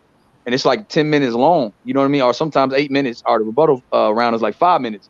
So it's a long time where you're hearing a whole bunch of information and you like, man, all right. Bro, I swear to God, I judged the debate one time and I had a page of notes for each round, bro, that I'm sitting here trying to take so I can make sure I'm recalling. And when I go back and give the reason I'm picking who I'm picking, I can hit on everything they was talking about. You feel me? On both sides, bro. I swear I had 3 pages of notes from a page per round, bro. And we could tell, Doug, because when you do it, you recap every detail. Let me say this. Cassandra, One Night in Miami is just a movie. I went deep into the research, like all the way from the beginning and them running afros, making the afros, like it's a lot that goes on with like One Night Only, like that ain't even twisting the bottle cap. That's just when they met up and shit. But I'm talking about like the movement that they did and the shit that they did and how Sam Cooke got killed and shit. But it's like that ain't even twisting the bottle top. That's just a little movie. But I'm talking about the real deal shit. The movement that they was all responsible. But yeah, for. Young Africa, what you were saying now? You saying Sam Cooke owned his own race. We got to get into the ring. You got to come with it, bro, because you can't never say Tank playing checkers when he the top shotter, and you got a motherfucker that's undisputed, and he chasing the nigga that ain't even got a title, as they say. You know what I'm saying? So you know what I'm saying? We something ain't adding up. You feel me? Something ain't adding up, baby. It's a thing called the it factor. You feel me? Motherfuckers want that it factor, bro. And that's the reason why Tank and Ryan Garcia, it's the biggest fight out of the young stars. Facts. Because they got that it factor. And this is just the real deal about this shit. It ain't no hate on the Haney's. I respect the Haney's and what they doing. Like I say, when you make your son a millionaire, you can't do shit but respect that. But at the same time, another man made himself a millionaire as well. You feel me? And he doing his thing. And, because his chessboard is different than yours, you can't get pissed off at that. I'm calling Cassandra. Hey, Cassandra, the queen. She the matchmaker, man. She putting that pressure on for that money versus Young Africa fight right now. She putting that pressure on her. Hey, shout out to Cassandra, man. Hey, you know what? Hey, Monty, shout out to you too, bro. Like you, bro, you're real. Yo, can y'all hear me? I appreciate you, bro. I appreciate you, young brother. Yeah. That's all I know how to be, young. You feel me? That's all I know how to be, bro. Money, bro. I got to get you on the show too, bro. I ain't even tried to. I got to schedule you for the show, bro. We can do that. Money. Yeah, we hear you, Young Africa. Yeah, man. Hold on a second. Shit. My dog, Prince South Central, what's going down, man? I ain't said nothing. What up, Mike? What's going on, guys? What's going on, salute, fellas? Hello. What's up, brother? What up? He changed Salute, brothers. Lightweight division. I mean, what? Yeah, man. It's one of the biggest fights in boxing, to be honest. One of the biggest fights in boxing. That's a fact. Yeah. Money. Can you hear me? Yeah, we hear you, bro. Oh yeah. First off, one of the biggest fights in boxing. It may be on a hype level, but Ryan Garcia never been on pay-per-view, so we can't even hype his draw like he's that guy. We talk about Instagram followers like that's pay-per-view buys. That don't translate. If it translated, Jake Paul out here pulling mills, but he ain't doing that either. So we can quiet and not talk about the biggest fight in boxing. That's ridiculous. There's way bigger fights in boxing, like Joshua and Fury is a bigger fight. Joshua and Usyk is a bigger fight. Spence and Bud is a bigger fight. Bud and Charlo is a bigger fight. Let's be real. I just named about 5. Hold on, we never said it's the biggest fight in boxing. We said it's one of the biggest fights in boxing. You just said because of the hype, right? Now, when you look at Ryan Garcia and you look at Tank, you can say, well, Ryan never been on pay-per-view before and this and that. Devin Haney never been on pay-per-view neither. Right? Yeah, he was on pay-per-view in Australia. Australian pay-per-view. over in America. I Okay. didn't pay a dime for Devin Haney yet. Okay. Have you, Billy? Okay. Have anybody paid a dime for Devin Haney yet? Nope. I haven't paid I a have dime not. for Devin Haney yet. So I ain't gonna lie to you. I'm a Dev fan, bro. But as far as the size of the fight, now I want to see the Dev versus Tank more. But I think that as far as buys go, I think Ryan and Tank will do more buys, pay-per-view buys than Tank and Dev will. They gonna bring the whole millennial generation into so boxing. that's why I said, More people know Ryan, bro. Ryan, the man got endorsements. Regardless of what we think about him as a boxer, the man got all type of endorsements. His name is out there. His name is ringing and buzzing, and so is Tank's. You know what I'm saying? More than Devon's is. So, regardless of how I feel about the fight, I think it's a bigger fight than them right now. what y'all criticize with Ryan, right? Listen, y'all can criticize him all y'all want to, but that's why Bill and Devin looking for that one fight too to stand them out. Just like with Ryan fan base, once you put him in that ring with Tank, it's going to come alive. Like, of course, you're gonna need the right dance partner. Everybody need the right dance partner. And to say, and like to add to what Monty's saying, you know, Tank, it wasn't a coincidence that Devin attended that Ryan Garcia versus Fortuna fight. Mm-hmm. It ain't a coincidence, bro. Yeah, he got in the ring. What was it? The Ryan Garcia Luke Campbell fight. He was trying. He wanted to get in the ring to fight. Then you feel me? Because it's a big fight. Yeah, that was a big fight too. They got I history. think it wasn't a coincidence that Ryan was ringside at Tank fight. Yeah, like, Are we as boxing fans really saying that Tank versus Garcia is bigger than Tank versus Devin, though? Really? yes, that's Really? a fact, bro. Yes. Like I say, Really? If you want that smoke, if Yep. you want that smoke, you can get it, Young Africa. Money Yes. wise, yes. Money wise, okay. Money wise, I don't disagree with that. No, but I'm not just gonna boxing say wise, money wise. I'm not in just gonna terms say of money seeing what- wise. Listen, what? this is the thing which I gotta understand about Ryan Garcia, right? When we look at Devin and we look at Tank, right? The first thing, and I don't even want to put this smoke on your ass because this was go uppercut your ass. But when we looking at the fight, people look at Devin as if he just finna get into that bitch and just outbox Gervonta Tank Davis. That's everybody's notion. Oh, he's going to outbox him. He's like Tank can't keep up, as if Tank don't know how to box, bro. Right? But one thing that keep Tank on his motherfucking heels and that'll make Tank stop and think is power. It's power, right? And if you ain't got that motherfucking power to make a nigga stop and think, Tank is finna get on your motherfucking ass. I don't care. People think Devin is finna move all around the ring and Tank just go be following like a dumbass little boy. Just, oh, I want a piece of candy. No, motherfucker. No, he he know how gonna to cut the stop ring him. off. He know how to go red on your motherfucking ass, and he know how to take one to give it. And you better be able to take it. And we seen when Devin get hit on that motherfucking chin, he do a little wobbly dance. And we know if Tank hit your ass with motherfucking bazooka, your ass gonna know what's up. So when we looking at Devin, yes, he gonna have success in the fight. That's a fact. But when we looking at Ryan Garcia, a motherfucker that got that bazooka on him, right? That's a real knockout artist. Yeah, one punch knockout. bazooka. A And both bazooka. arms. A motherfucking Ryan Garcia got a bazooka now. I look wouldn't call it Ryan got bazooka. Man, knockouts go on look both how Maybe he Ryan got a- knocked grown ass man out, bro. What are you talking about? Hey, who was he fought is the question. Who was he Wait a minute, fought, bro? wait a minute. What? Go look. It What? doesn't matter, bro. If Fortuna? you got power, What? if Come you got on, bro. Luke Javier Campbell? Fortuna, who stopped Javier Fortuna like Ryan Garcia stopped him? Hey, Fortuna, hey, 6 Who weeks hold on, wait a minute. notice. Hold on, who Fortuna stopped- looking I like a don't- tuna I don't- roll. look, you making Fortuna excuses. roll. I mean, you making excuses. Camp only Who 6 stopped weeks. Javier Fortuna like Ryan Garcia stopped him? You can't take nothing Hey, away from Ryan. Ryan left hand who is caught dangerous, Fortuna bro. on late And then notice? Late notice. Who the first one to stop Luke Campbell? Ryan Garcia left hand is dangerous, bro. That left is crazy dangerous. Yep, Ryan no Garcia doubt, check no hook, doubt. But I that would. hook to the body. Knock out anybody from 135 to 1. I'm standing on those words, bro. Hey, he needs to prove it. He needs to prove it. He ain't proved it yet. He need to prove it. Ryan Garcia would have knocked. He would knock George Kambosos' motherfucking dick in the dirt. Why didn't he fight him then?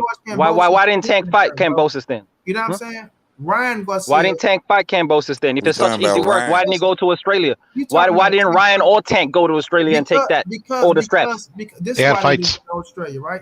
Because they're not going to put themselves in a situation like the Haney's did. Why? Because the Haney's. Wait a minute. Because listen, bro, you want this smoke, bro? You can get it on knockout shit. I ain't finna whoop your ass over there. What? Bruh. I want to. Bruh, I'm asking for it right now on your shit. I'm asking for it right now.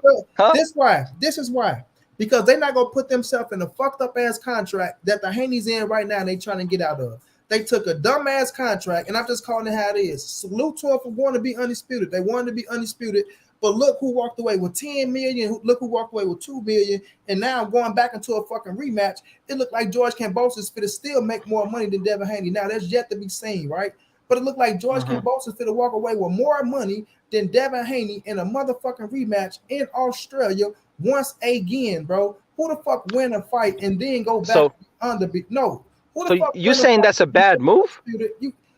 Why the fuck would you go sign a contract? And then if you become the victor, you have to go back to Australia as if he whooped your ass for your titles, and now he dictating the pace. No, bro. One word. Greatness. Greatness. To be the first undisputed 4-belt champion in the 4-belt era, and to do something that ain't been done since Pernell Whitaker. All right. That's why. That's 3 words. Look, I respect them, and that's I'm not gonna take away them going to be undisputed, right? Shouts out to him. Yes, that's history. I'm not taking nothing away from that and making it like undisputed ain't what it is. But you still put yourself in a stupid ass contract and that you're trying to get out of right now, because now you're running your ass around here at Ryan Garcia fights. And Gervonta Davis said he'll fight us next. Look, he said it right there. I will fight Devin Haney if he's victorious. Oh, well, Lomachenko ain't fighting us. Now you trying anything in your power to get out of that motherfucking contract, because nobody really want to see the fight. It's not holding no weight with no money. And the best thing you can do is make it as if everybody's ducking you when your ass already locked into a contract to try to put some steam on that motherfucker. No. The best thing you can do is to try to make it look like these fighters are ducking you when you're they are ducking. To try to put some steam on that motherfucker to try to pick up some traction, because nobody is talking about no fucking no Devin Haney and George Kambosos too, but the motherfucking channels that Bill Haney jumping on and off, they got motherfuckers trying to downplay Tank for motherfucking Devin Haney, and that shit ain't even working. You understand what I'm saying? So you can try to mix that shit up all you want to. Credit to him for being undisputed. I give him that. He's undisputed. But for us, him trying to come out in this bitch and still try to dictate paces and try to make somebody else move on their chessboard the way they want them to move, that shit don't work on certain people, Mr. Bill Haney. Right? That shit you can't pressure motherfuckers into fights. And he's a duck. He's afraid. Or he don't want to fight. George Kambosos is the only one raising his hand for the fight when George Kambosos already signed a fucking contract for a rematch because it was his titles at first, right? And you knew you were gonna have to fight him any goddamn way. So that's why y'all talking about y'all are willing to drop the titles. We'll drop the titles. He's obligated to fight for the titles, not us. He's obligated. And now all these motherfuckers running around. He's not obligated to fight Devin. He's obligated to fight for the titles, and then he can do this. Man, come on with all that bullshit, bro. Stop playing, bro. Stop playing. We know who got that it factor. They want that it factor. The it factor. Yes, We're talking about what the casual fans call hype, the it factor, fans, all this, right? We're talking about everything but boxing, right? But let me keep it back to boxing, money. And what I'm talking about boxing, I'm talking about isn't Tank as the challenger. First of all, you said he's not ducking because of Kambosos. Tank has been a regular champion for a while. He could have activated his regular championship. You know what the regular championship means? Yeah. Shoot. Hey, hold on. Hey, why are you cutting me off? You getting mad because I'm about to get cooking, right? Again, you need Tank to activate. You need Tank to activate. Look. You don't want to let me finish, though. Go ahead. You need knockout because I am going to because you need Tank. Once again, here we go. You need Tank to do something. All he got to do is activate. He just need to activate. I'm fighters, man, and want to be the best. Look for the best. Fight the best. That's what I thought this was about. Boxing, the best of the best. Prize fighting. Wanting to prove that you're the man. So if that's the case, you know what a regular championship, the worth and the value of a regular championship belt is? If there's no super champion, or if there's no vacant champ, if it's vacant, then you're the champion. But your regular championship belt, the only thing it is a token to cash in for the super champion, right? Right, money? Right? Yes? No? Maybe what? What's up? Continue, bro. Because no. I want you to answer my question. Is the value of the regular championship belt to cash that in to fight the super champion? Yes or no? Negative, because what's the point of the regular championship? What's the point of that? The super WA don't hold mandatories, right? That's a fact, right? No, that's why you're super, right? Exactly. You don't have mandatories. You just asked me a question. So the super WA do not hold mandatories. The regular WA, which holds a mandatory, right? So Tank holds the regular at 35 and at 40, if I'm not mistaken, still, right? But with Tank, And y'all, what y'all want him to do is to do something to save Devin Haney once again. But with Tank, he's on his own mission, still doing what he wants to do. And this the thing that y'all not going to get, bro. This Bill Haney shit that y'all got going on. Because y'all keep saying, oh, only thing Tank has to do. What about George Kambosos? Right? What happened with George Kambosos? Young Africa? What happened with George Kambosos, Young Africa? Because he's fucking... He got his ass whooped. No, he's obligated. I'm not talking about what happened inside the ring. He's obligated. So you think that just goes away? Right? That just goes away? But when we you asked Africa, my bad. Go ahead. When we look at Wilder, right? And you can answer the right side. When we look at Wilder, and when Anthony Joshua had the 3 scraps and Tyson Fury had 1 scrap, right? And that was a fucking unification bout, right? But we knew that Wilder he was locked in and he had his contract. And as much as Fury tried to go out there and fight motherfucking Anthony Joshua, hey, Dan Kinahan, my boy, he made the biggest fight happen in the heavyweight champion. And soon as Wilder took that motherfucker to court, what the judge say? Bitch, you can't fight nobody. Don't fight his ass. Listen, hey, nobody until you fight Wilder. And that's the same shit with George Kambosos and Devin Haney, bro. And money, I don't disagree. And one thing I actually think, I said this from the beginning when the damn contract was signed, bro. Well, hey, if you sign it, and like you said, not you, like Devin said, if I can beat him once, I can beat him twice. You feel me? You signed up for this shit. Go fulfill the obligation, bro, and move on. Go fulfill your obligations, move on, and hopefully fight Lomachenko, get out the 3-fight deal, and then, go move accordingly. Go try to make the big fights like you always tell us you're gonna make the big fights. And we done seen you'll go across to whatever promotional brand. So hey, after Lomachenko, bro, I'm looking forward to seeing Dev going to make more big fights. And so I think the Kambosos for Undisputed, that's a big fight. You feel me? I think if he make the Lomachenko fight, that's a big fight. And so hey, if you did that, keep doing your thing, bro. And I ain't gonna lie, I told YB this the other day, bro. I was like, man, I rock with Dev, but I'm starting to look a little sideways at him, to be quite honest. Just because there's some shit you saying right now that, bro, you ain't got to do all of that. It ain't the time for it yet. You feel me? And so I don't know. Hey, at the end of the day, man, I'm gonna ride with my guy until he do something that. Win, lose, or draw, I'm riding with him unless he do something outside the ring, that sucker shit. Outside of that, bro, I like the way he move, and I'm going to ride with him. I respect Devin Haney on all type of levels, bro. I always say that I respect Devin. I respect David Benavidez, and I respected Demetrius Andrade to his extent until his ass, you know what I'm saying? But it's like right now, with you being with Bob Earn, you being on ESPN, right? With Tank being on Showtime, it's not, and people keep talking about, oh, well, Devin has his own promotion company. Oh, man, Devin has to succumb to what Bob Earn wants, period. You're not getting away from Bob Earn. I don't give a fuck what half and half that they talking about, bro. Just like when he was with Eddie Hearn, what network did he fight on? He fought on fucking DAZN. So you're gonna feel your obligations, especially to Bob Earn. Bob, I don't give a fuck what you're talking about. Bob ain't letting nobody get away without feeling their obligation to him. Terence Crawford say what he wanted to say. You win that motherfucker, you fought on ESPN because that's what you signed with, and it was up on the top rank. And that's what he's gonna have to do. He's gonna have to sign and fight up on the top rank as well. So Lomachenko is going to be next. And that's a big ass fight, dub. If he go beat Lomachenko, bro, that does wonders for Devin Haney. That does wonders.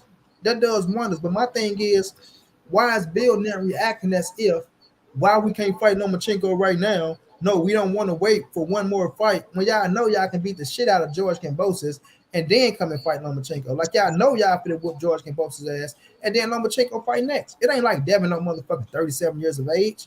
You know what I'm saying? But Bill doing what he's supposed to do, bro. He creating that atmosphere and the hype behind his son. You know what I'm saying? Regardless, and I was on the channel. I believe me and you, we was on with Key that time. He jumped on, and it's some things that he said that I question. You feel me? But at the same time, that's what he doing, bro. He just trying to grab all the eyes out there. That one you that said fuck me, was it, dude? Nice. But I think they pick up that they feel that Devin and Bill are disingenuous because he's like, I think they made this bet to see if Undisputed will like gain him like a respect from the boxers and the fans, and it didn't work out. So that's why he has to keep clout chasing, you know. I think some of it is. I think some of it's clout chasing, especially when you know you ain't gonna be able to make it happen now. But it's also building a fight. You feel me? We always talk about how we like to see fights built. We like to see niggas talk shit. And when it come down to it, and right now, bro, that's what's going on with Dev and Tank and shit. Hey, I'm about it just because I think the fight. I hate to say this, bro. I don't think that fight ever happens, man. I don't think the fight ever happens.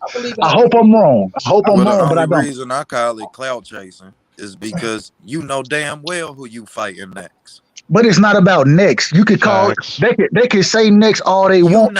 We know that it's not the next fight after this fight. Agreed. That's why I say it's building the fight. So think about this. Ryan Garcia. Clout chasing, Dub. That's a year away. All right. Okay.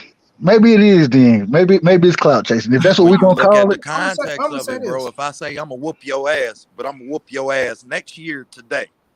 I get what y'all saying. It's like this, right?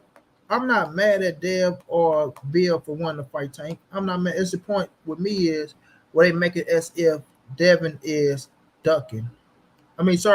Tank is ducking. They put it out there, and then you know, with Bill having his connections and shit like that, which your connection is your connection. I ain't got no problem with it.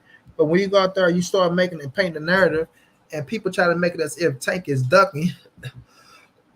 When y'all know for a fact that Devin he's obligated to do things next. Regardless how y'all try to play along with the shit or feel like this can happen because of this or that can happen because of this, y'all know it's not happening. That's why the date of October 15th is set. The date was going to always be set. So they can say what they want to say. I just didn't like the fact they were trying to make it as if Tank is ducking and Tank is afraid to fight Devin when we know for a fact that they'll go try to make Tank and Ryan happen next any fucking way. You know what I'm saying? I mean, the proof was in the pudding. We see the fucking signs are lining up and shit. So when I seen that, I'm like, man, they go try to make Tank and Ryan happen anyway. So we know that you won't fight no goddamn Tank next in the first place. But like when you obligated to fight a man and you want a contract and that man have a rematch clause and that man go and set that rematch clause, like he put that bitch in play, like I want my rematch, there's nothing you can do after that because it's contractually obligated, right? You legally bound to fight that man. Then when you come, you try to make it as if, well, we can drop the title. Y'all know y'all not going to drop the goddamn titles because the titles is what give y'all fucking recognition right now. Without them titles right now, then you go back to the same Devin Haney trying to get another fight with somebody else, and now y'all back chasing this and chasing that. Even though y'all still chasing motherfuckers right now, but y'all got the titles and they give y'all some recognition right now. So why would you drop the titles and let that recognition go? You feel me? That'd be dumb as fuck, which I was saying. So that's why I kept asking Bill. So Bill, y'all go drop the titles, or he never said we go drop them bitches. Well, we can do this, and he can. Because y'all not for the dropping title. You know y'all not for the dropping titles, bro. Y'all made too much of a sacrifice to drop the titles. To get the titles. Yeah. And you'll piss off Bob. You don't want to do that. And this the craziest thing, bro. Exactly. On that same stream money, I asked Bill. I only asked the one question. I said, all right, Bill, damn it, you saying that what needs to happen, what you got to do to make this fight happen? Is it going to happen? What you going to do to make it happen? And the nigga talked all the way around. And, I got a lot of love for him. A lot of love for Bill. He doing the right thing with his son. The nigga talked all the way around everything I asked him, bro. And after that, bro, I was like, I ain't got shit else to say after that. I ain't got shit to say no more. Because if you ain't going to answer that question, that's the question you on here to talk about, bro. Like, what you going to do to make the fight? See, that's what Bill gonna do. Bill gonna dress everything up and make that shit sound good. But if you pay attention to his ass, he ain't saying a lot of nothing, bro.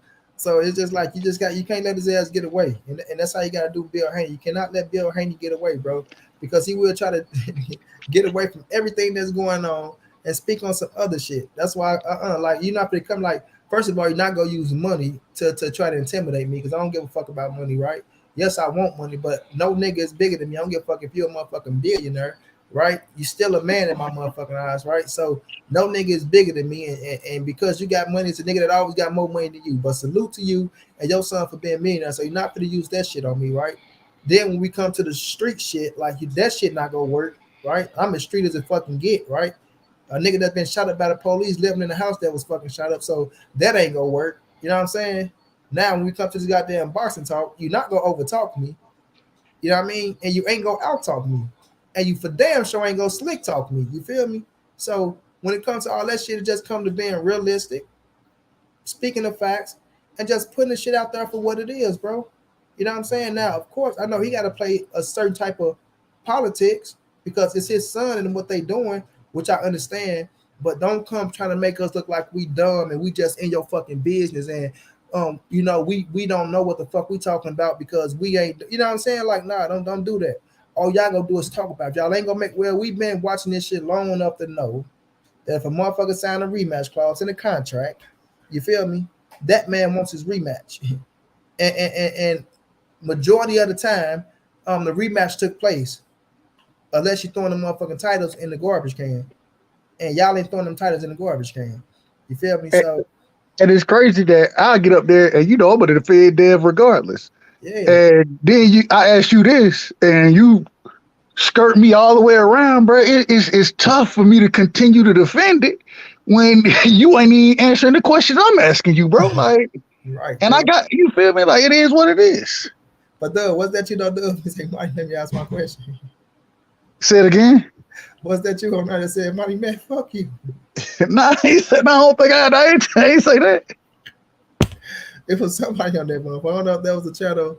I forgot who it was though. I had to laugh. I went back and looked at that, man. I was laughing my ass off. That was Bill that said that shit. Nah, Bill ain't say that. That was somebody trying to get that question off. I forgot who it was.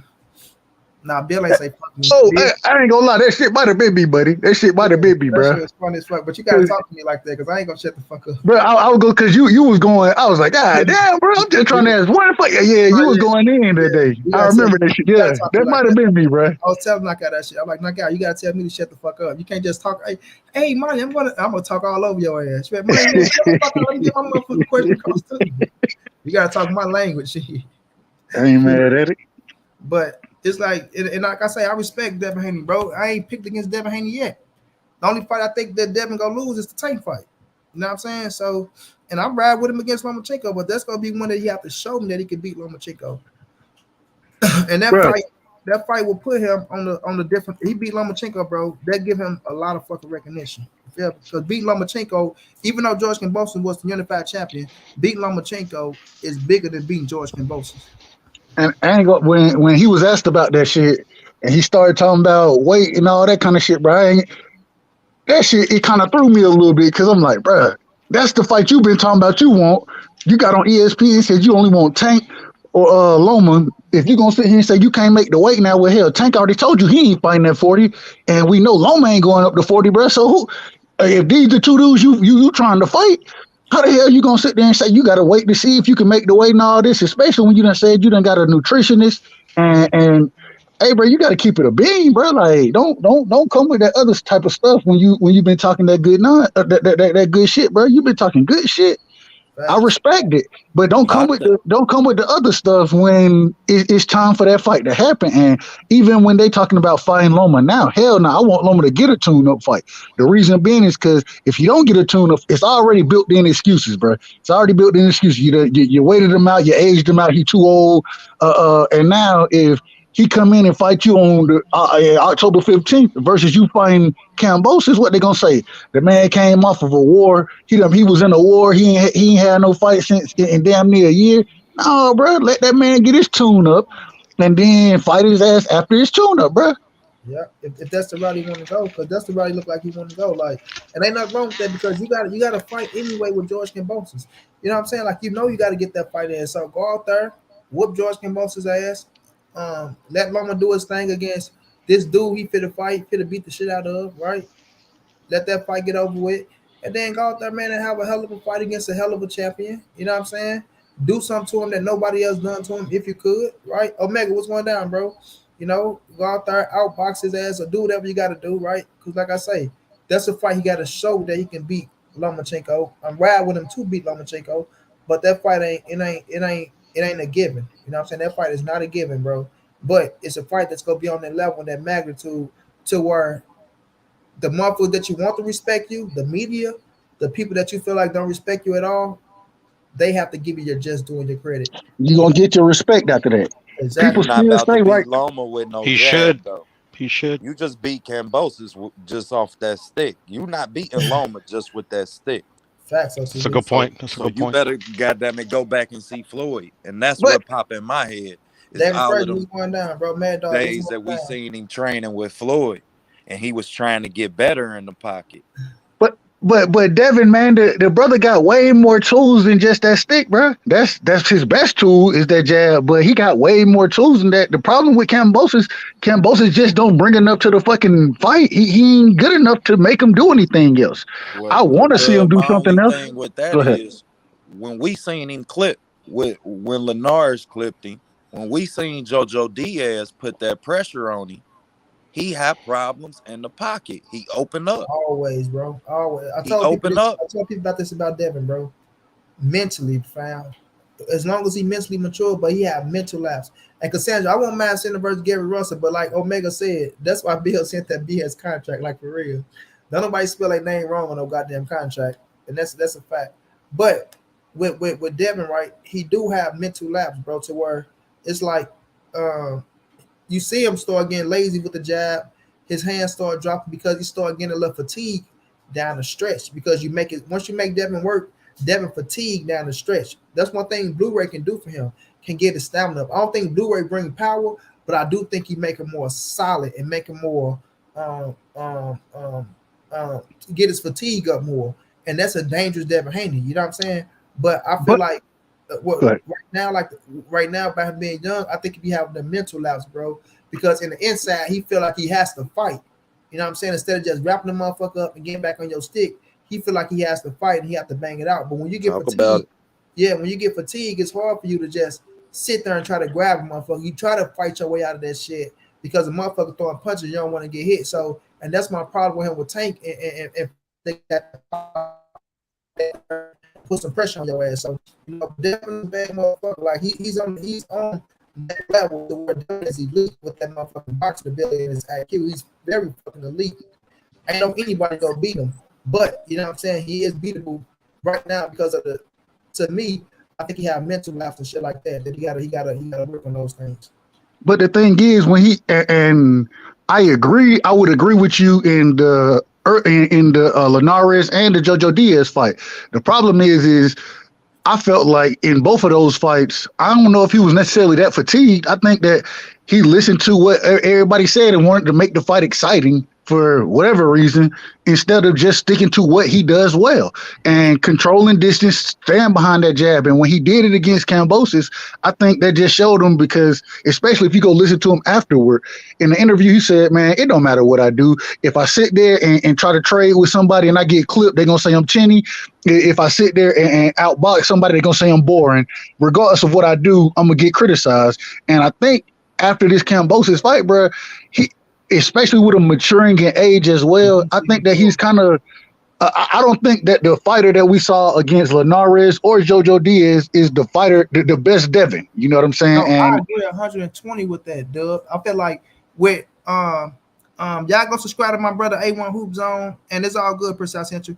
Look, Dub, I said this plenty of time. I feel like he mentally mature a little bit with the obstacles they try to put in front of him with George Cambosis. You know what I'm saying? Not letting his daddy come to the UK. You know, those are things like you face a few little, you know what I'm saying, obstacles doing that type of shit because you want to prove to them that you could do that. You going over to the going down to Australia, fighting in front of all them fans and sticking to the game plan. That's my thing with Devin Haney, bro. I say it all the time. If you go out there and stick to the game plan, fight his fight, he's gonna be tough to beat. You know what I'm saying? That's what Floyd do. Floyd don't give a fuck about no knockout. Floyd don't give a fuck about no crowd booing, about people saying this, that, and the third. Floyd go finesse your motherfucking ass because he understand all you have to do is win in the fucking ring. And Devin Haney has that boxing in and out style to frustrate a motherfucker, to make a motherfucker stop and be like, oh, come on, man, you gonna fight or what? Bop, bitch, come on, make me fight. You know what I'm saying? So it's like he has that style to frustrate a motherfucker. Now, it can be like lazy, but it doesn't matter. It's about winning. That's it. It's about fucking winning. You know what I'm saying? Agreed. As long as you winning and stand on your shit, stand in shape, you shouldn't matter about what this person said, what that person say, because they not taking them punches. And I think he's mentally maturing in that aspect of what you said, Dub. But when you see like it's never going to be good enough. It's never going to be good enough because you go out there, you try to bang, you get your ass knocked out, you're going to be mad at your goddamn self because you know you shouldn't have been ever trying to fight that fight. You know what I'm saying? You should have stuck to your game plan. All facts. And as he gets older, bro, and like I said, if he can really stick to that game plan, bro, and game plan A with Kambosos was work the jab. You feel me? We don't even know what game plan B was. We don't know because it didn't ever get there. He stuck with the game plan, and so let this other shit go about people liking you and you being let that shit go and goddamn it, go win fights. I was on with Q the guy when I think that was Monday. And me and him, when we was talking, I was like, bro, he should take the same route that Floyd took. Motherfuckers started coming to see Floyd, not to see him win. They started to pay to watch this nigga lose. You feel me? They was hoping that he losing. But they still was paying. You know what I'm saying? And I think that's gonna have to be your blueprint, bro. Stick with even if they call you boring, be one of the most boring fighters ever while you beat niggas ass, bro. It is what it is. Facts. Everybody ain't knockout artists. And ever since, in my opinion, since his shoulder surgery, he ain't brought that same knockout power. I do think now, and Money, you always say, how many pounds of pressure you need to knock a motherfucker out? 5 pounds. And you just got to hit him in the right spot. And I think there was a couple times where in the Kambosos fight, he was a few inches off from hitting that perfect spot that really could have stunned him. But at the same time, bro, don't put yourself in harm's way to be exciting for people who ain't rooting for you anyway. They not rooting for you. So if they not rooting for you, man, go win the fucking fight and then keep building haters because haters pay to see you lose just like your fans gonna pay to see you win. All facts, bro. All facts. That's what I'm saying when you look at the situation. So I think he got mentally mature, but Dev most definitely got a bright future, bro. And like I say, it's kind of like Bill trying to do the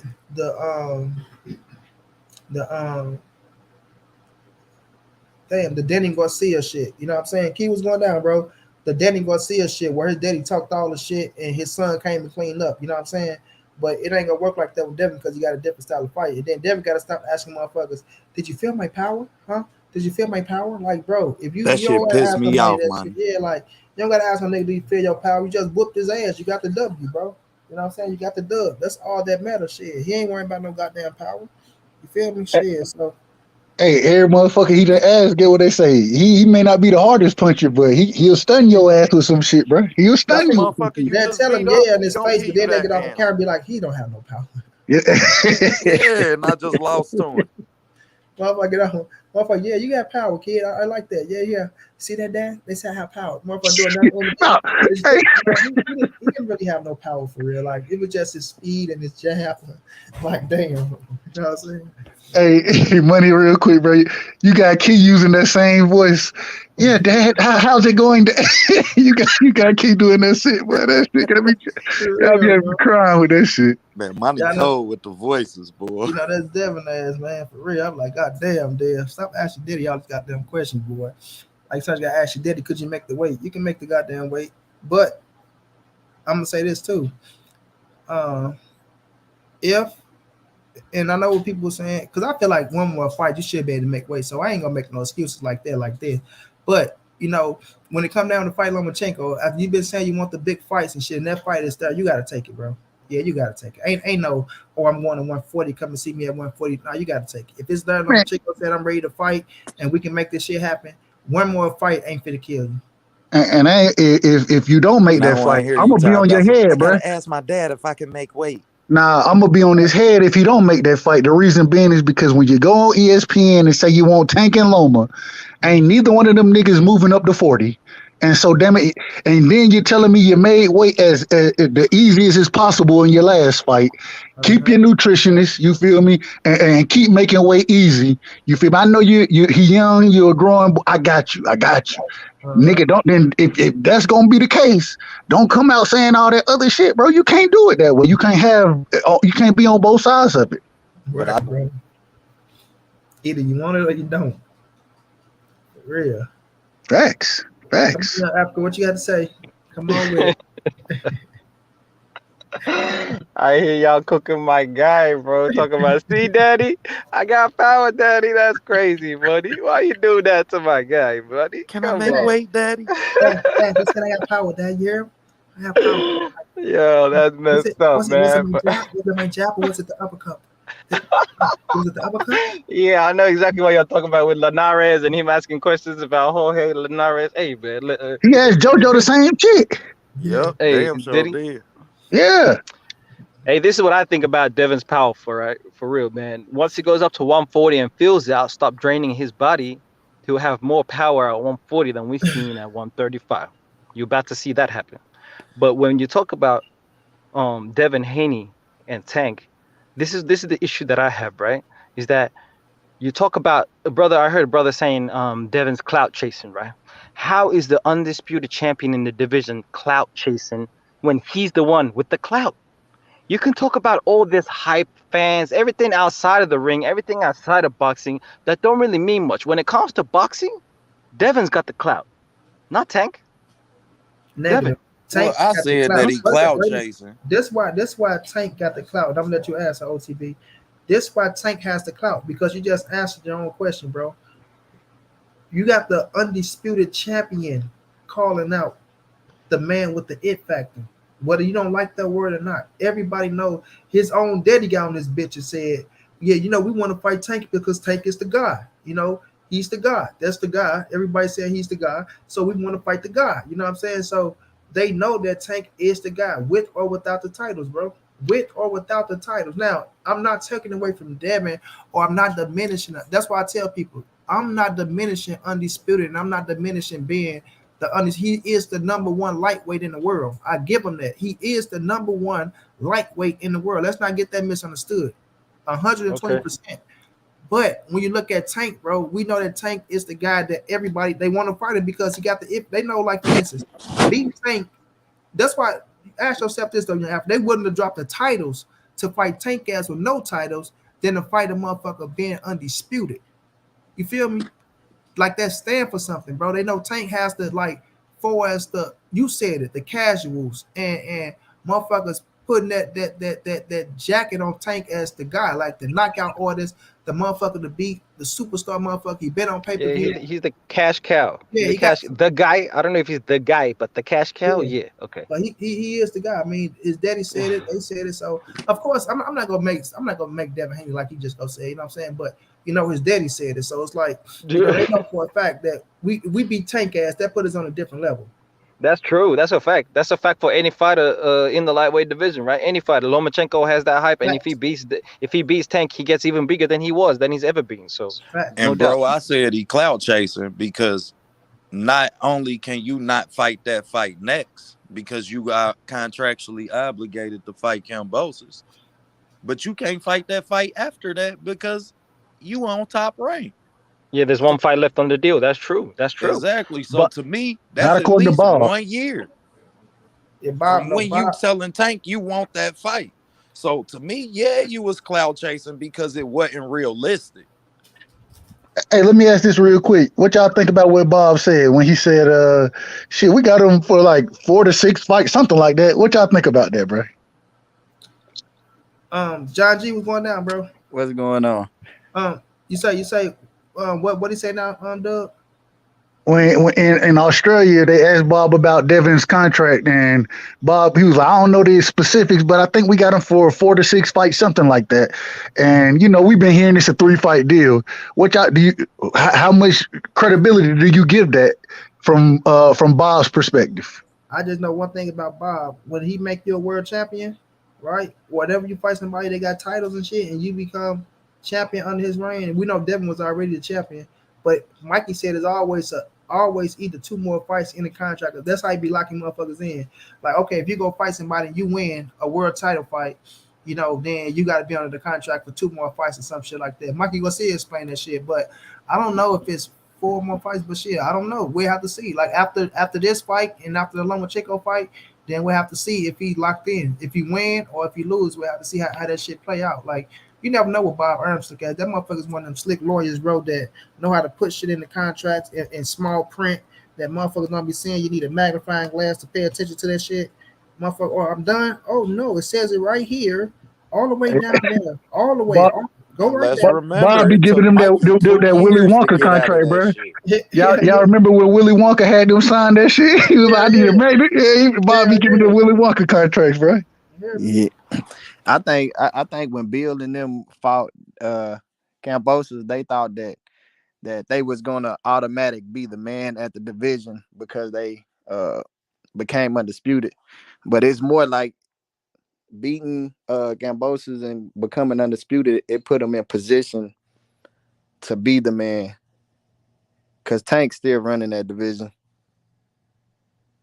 How? But the thing is, for him Running to what? win, for him to go undisputed at 23 years old, with Tank being 27, with the 4 year difference there, you got to understand that. Yeah, you definitely go do that because, like you said, it gives you that opportunity to put yourself in position. You tell me a 23-year-old who's ever been the guy. We ain't never seen nobody at 23 years old just being the guy like that. You feel me? Canelo, Canelo Hey, wasn't the but guy at 23, the Besides Mike bro, Canelo Tyson, was the guy at 23, how bro. did Mike I need the Tyson. bro to explain though? You said baby. Tank is running the division. How, bro? With no belts, how is he running the division, bro? Because Okay, because everybody chasing Tank. okay, Nah, so that ain't running the division though. Like, you need to all explain right, all more on that. right. How is he So running look, that look, shit? look, look. You asked me a question. Let me break it down from Okay. my opinion.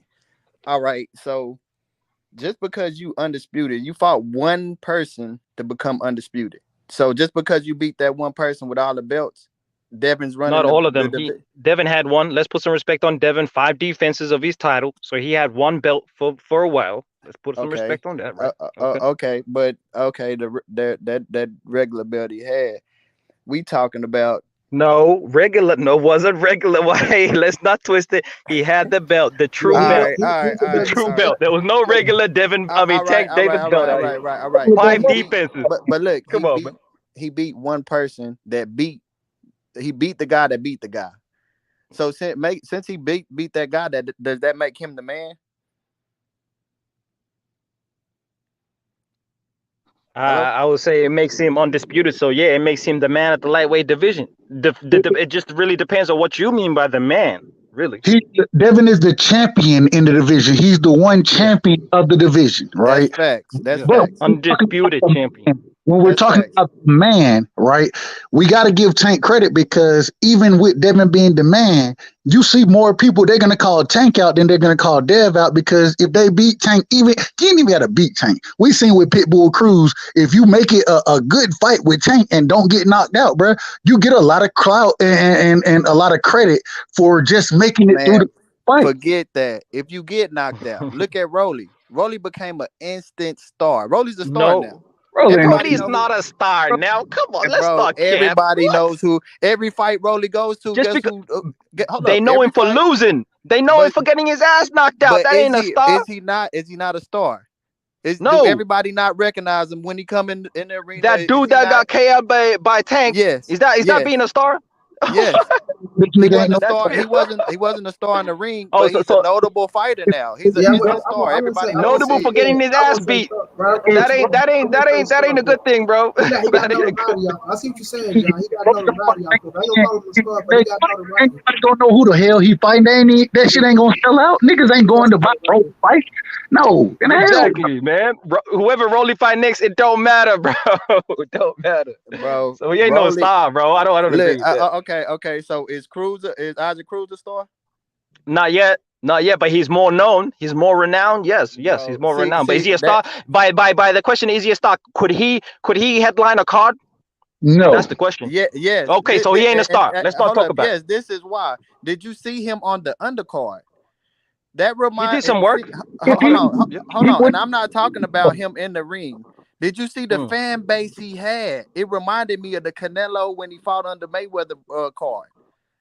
That fan. Did you hear the fans that was cheering on Isaac Cruz? And he was an Okay, undercard on the the undercard. Latinos get behind their guys, bro. No doubt. It happens. They get behind their guys. Regardless if they Latinos, Bambinos, or whatever, But they coming in there to see that boy fight. oh, He you got a telling me big is that fan base. ethnicity doesn't have a factor in that, bro? Come on, man. That's a fact. That's a fact. I mean, his race. I mean, his race support him. But plays you a can't huge part just. on that. Yep. I ain't gonna just like put it all on the race card. He a No, good hey, he fighter. had a good fight. He had a good fight and lost against Tank. Okay, but he Yeah. ain't no star, bro. You don't become a star from losing, bro. Is a star born today from losing? That's how messed up the game is. Oh, okay. Wow. So just because you lose, that make you not a star. I'm trying to It I'm don't trying to make. clarify. I'm trying to Yes, yeah, clarify yeah. what On you're the trying to come say. up. Hey, we're not talking about no Tommy Hearns Hagler fight kind of thing where it's a three-peat of two great fighters in their prime champions. That's different. And if a guy loses, then he comes back for the trilogy or the second fight. That's different. A Okay, loss don't so define that man. what was But a loss on the Canelo come up, nah, you ain't a a star on the star? loss. Was Canelo a star before he fought Mayweather? No. No, he I wasn't. I beg to differ. I No, he beg to wasn't. differ. We He can wasn't always. he wasn't on the level that he is Canelo right was a now. star before he fought Mayweather. That's why Yeah, that's But why he Canelo. I he beg to was on differ. undercards. He was Wait, let fighting me on tell you, Mayweather hold on, undercards, bro. wait a minute. This is why Canelo was a star before he fought Mayweather. Because when he fought Mayweather, they broke the pay-per-view records, right? When we looking at Tank is a star. When we looking at Isaac Pitbull Cruz, he's coming into a star mode, depending on who he fight next. He has like they getting recognition. I won't say they're a star, but Isaac Pitbull Cruz right now could headline a main event on pay-per-view. No, negative. Could he go out there and become a headline? Like he's in a position right now to where he can go out there and be a main event fighter right now. But what he did against like I seen the stadium filled up. I was in Dallas, bro, and I seen the motherfuckers go crazy when Pitbull Cruz came out. So yes, I play. I agree, Young Africa. The Latino community is going to fuck with him. That's a fact. Like even right now, you'll see a lot of Latinos saying that he beat Tank. A la like Jose Luis Castillo when he fought Mayweather. You know what I'm saying? So they gonna feel like that, and because they looking for that next big thing. Everybody's looking for that next big thing in a race. You know what I'm saying? So if they got somebody out there, look how Blacks is about Jerron Bruce Ennis. You feel me? So they look how Latinos is about Virgil Ortiz, and now it comes down to Bound Rodriguez. Now you have Pitbull Cruz. So when you have fighters of that magnitude, they going out there making their name and they fighting the top cats. Like I said, that's why Latinos and Blacks make for the best fights and they make for a lot of fucking money. But when you see that situation and you go out there, you hold your own and you put on for your race, they want to ride with you, bro. So I ain't gonna say he's a star yet, but he's growing into that star power to where if he get the right fight now and go out there and win, he's gonna become that. But with Canelo was world champion, bro, and Canelo had the it factor. That's why Floyd said after he fought motherfucking my guy and beat him, they did okay money, but they knew who they was gonna make the big money with.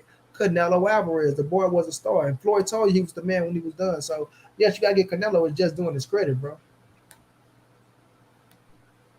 Bro, at the end of the day, if you want to say Canelo was a star, I ain't gonna be mad at it. You got But to. I mean, that's the facts, bro. I got you. All I'm saying is with And Pit Cruz he was right. 23. Now he ain't become no undisputed like Devin, but think about this. Look at Devin fan base at 23, and then look at Canelo fan base at 23. Canelo fan base is respectfully to the Latino fan base. It's a different fan base, bro. It's a totally different fan base. Look at his fan base and look at what he did too. So so when we say that Isaac Pitbull Cruz, he's a bigger star than Devin Haney right now in the sport of boxing. I'm gonna go that far now. And that's what I'm saying. So if we would all agree, Dev ain't a star, Pitbull ain't no star yet. You feel me? But I never said Pitbull was a star. I say he's trying to go come into stardom, right? I think my brother said it though. I think my John G. I believe John G. said Pitbull was a star. I could be wrong. I did. So and what I mean by star, bro, I mean like they're notable fighters, and people. I mean they got recognition. You know, it's different stars. They just on different levels. He come like I say, he coming into stardom like with what he doing. I understand what you're saying, John. Like we see the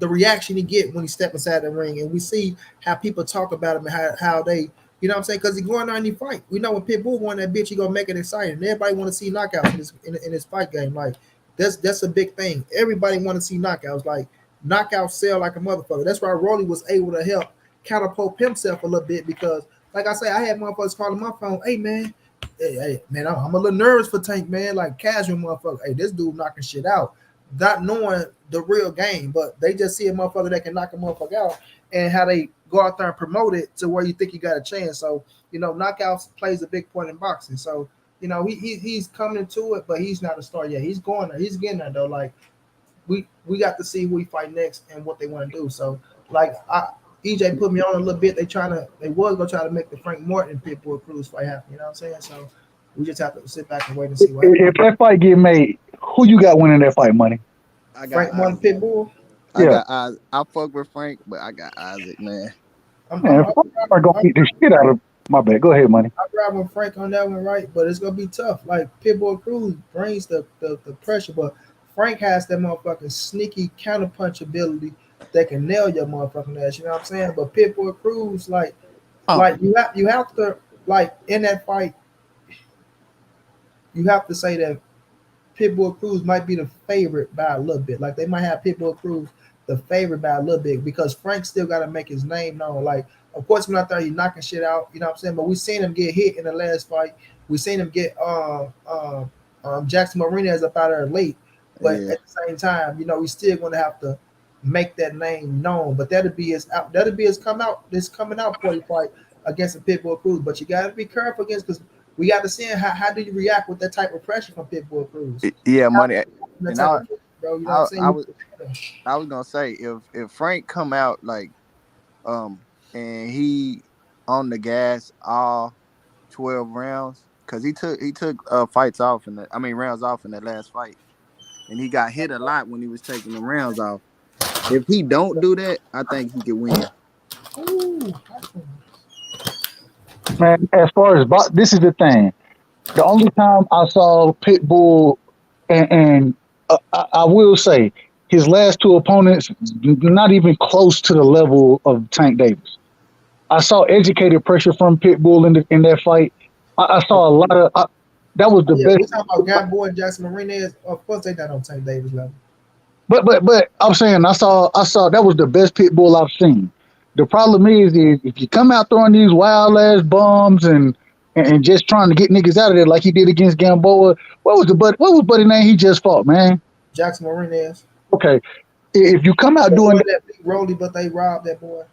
Yeah, Rolly. That's facts. And then That's he got facts. knocked out by the Ghana boy, Richard Comey. But at the end of the day, if you come out doing that wild shit against any good boxer, I ain't gonna say decent, any good boxer, especially somebody like Frank Martin, any of the elite competition in the 35 division, bro, man, Pitbull ain't winning that fight throwing them wild ass shots. And I just want to see him come back in. I want to see the brother. I ain't never seen the nigga use a jab like that. I know he's smaller, but damn, jab your way in, then let your hands go, whatever. You can't do that shit.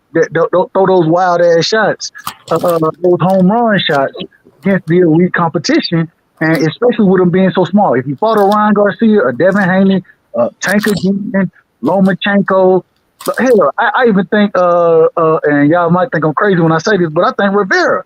Goddamn, I think all of them will beat his ass. You feel me? And Rivera? Yeah, Michelle Rivera. I think Michelle Rivera beat Pitbull, bro. So he had to show. I like Michelle Rivera. I know. I see what you're talking about, Dub. I know because you look at Pitbull Cruz, and you look at the style that he fought against Gamboa, right? And I get what you're saying with that situation, but I think you make adjustments to certain. I think he just knew he could run Gamboa over, bro. And like I say, if you was in the arena that day, you seen how that fucking crowd was live. You know what I'm saying? I think once you get live, I think sometimes you feed off the crowd and you go out there. And he was wild as fuck. I'm not gonna sit up and lie, but I just knew he think he can overwhelm his ass. I think with certain fighters like a Frank and like a Michelle Rivera, who you're looking at as smart boxers that can sit back and counterpunch your ass. And if you get wide, they come short, and the uppercut and the hook is right there for your ass.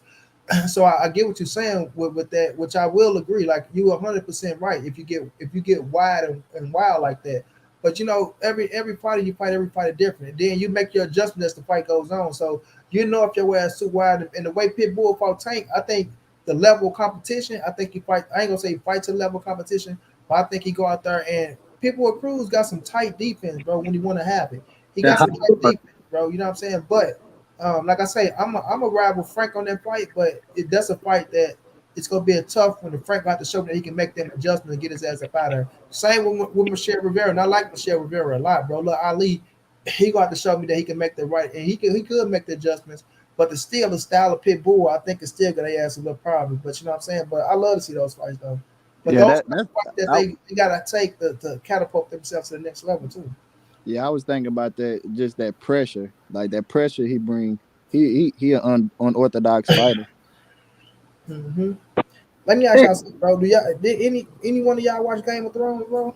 Yeah, Right. And I'm watching House of what Dragon. yeah, I'm Yeah, watching all that's that how you know. shit. Yeah, the House of Dragon, bro. My shit, bro. Like I love Game of Thrones, bro. I watched Game of Thrones like 5 times all the way through. Now I'm on House of Dragon. I just hate episode to episode. Like that shit get on my nerves. bro. The Bro, only bro, uh, I I swear to did God, not like the last season of Game of Thrones, bro.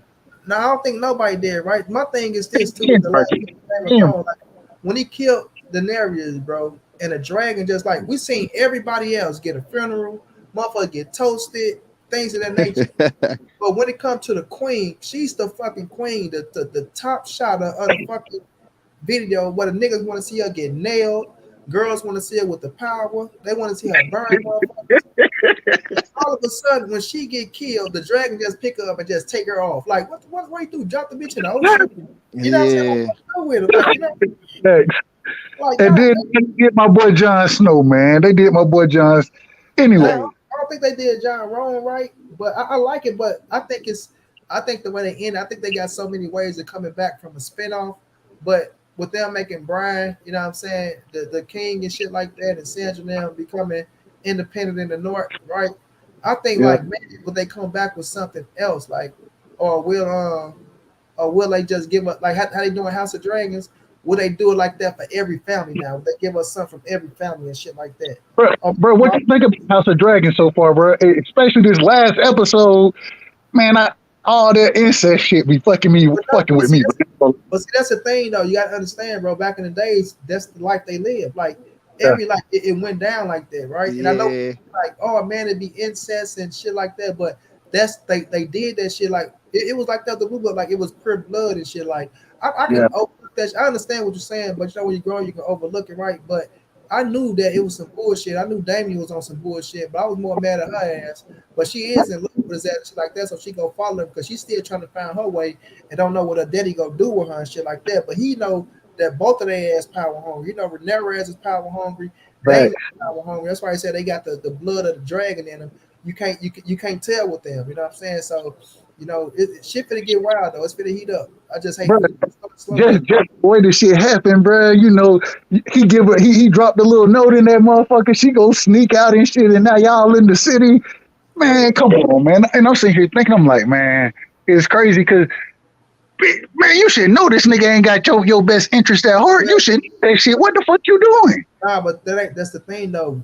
She love him and he love her, right? Like they still got that because you gotta understand when you what they saying is but really they ass lonely because of who they is, right? It ain't too many of their ass left with the Targaryen. So it's like you really lonely and you ain't got no friends. So you gonna really claim to family, even though Damien looked like a scandalous motherfucker, and he is a scandalous motherfucker. It's smooth as Yeah, hell. he still love his family though, and his ass is in love with Rhaenyra to where he know that there's power for him as well, where he can come into power still. Yeah. But with her, she still have a spot by him. You know what I'm saying? Naming her his heir to the throne. So it's like the way they looking at it and shit. He don't know if he gonna name his son. The look, we already see the hand. His slick ass always been on that shit. So it's But he like done got his ass fired though. The hand, he done got his ass fired. yeah, he got fired, but still he still got that key though. He still got the grandson. You know what I'm That's saying? So that's a fact. that's the big thing right there. And he always wanted to put the grandson on the throne because you know they gonna go for the male over the female. So that's why he telling his daughter get ready to put him on the throne and get ready for him to reign if we kill the king and shit. And you know once you kill the king off and he look like he finna die any goddamn way, all these goddamn cuts looking fingers and shit. What So the fuck? The nigga got hit on his back. He got maggots eating the motherfucking dead skin off his fingers and shit. I'm like, what the fuck going on with him? I tell you that motherfucking chair ain't no good. How everybody else can sit on the chair and not get cut and reign for 70, 80 years, but you sitting your ass up here losing fingers, getting cut on the back all the time. I'm like, man, some of that shit is just be like mind boggling how they be And I'm a fucking storyteller and the story writer. So I'd be like, man, I could have done a better job than that shit now. But we gonna see how that shit heat up on Sunday. But that shit heating up though. Gotta ask, I know, and I know I'm jumping way ahead, bro. Where does the Mad King? Where does this nigga come into play, bro? Like bro. This 100 years ago, bro. This ain't the Yeah, Mad King. Ain't nowhere thought of. that's yeah, what that's what it, I'm like. God damn, bro. Yeah. Like This I'm, this oh this 100 years ago, bro. This 100 years before the Daenerys and the Mad King, bro. So that nigga ain't coming to play. They just showing you the House of Targaryen how they used to reign back then. You know what I'm saying? Like they part of it. So like yeah, they ain't coming in this. They ain't coming to play. They might get us up to there. Who knows? They might get us to the Mad King part. We never see the Mad King get killed or shit like that. So they can do so much with the fucking Game of Thrones and the spinoff, bro. And if you're a Game of Thrones head like I am, and I think y'all is, we gonna eat all that shit up. So they can do so much with that shit, bro.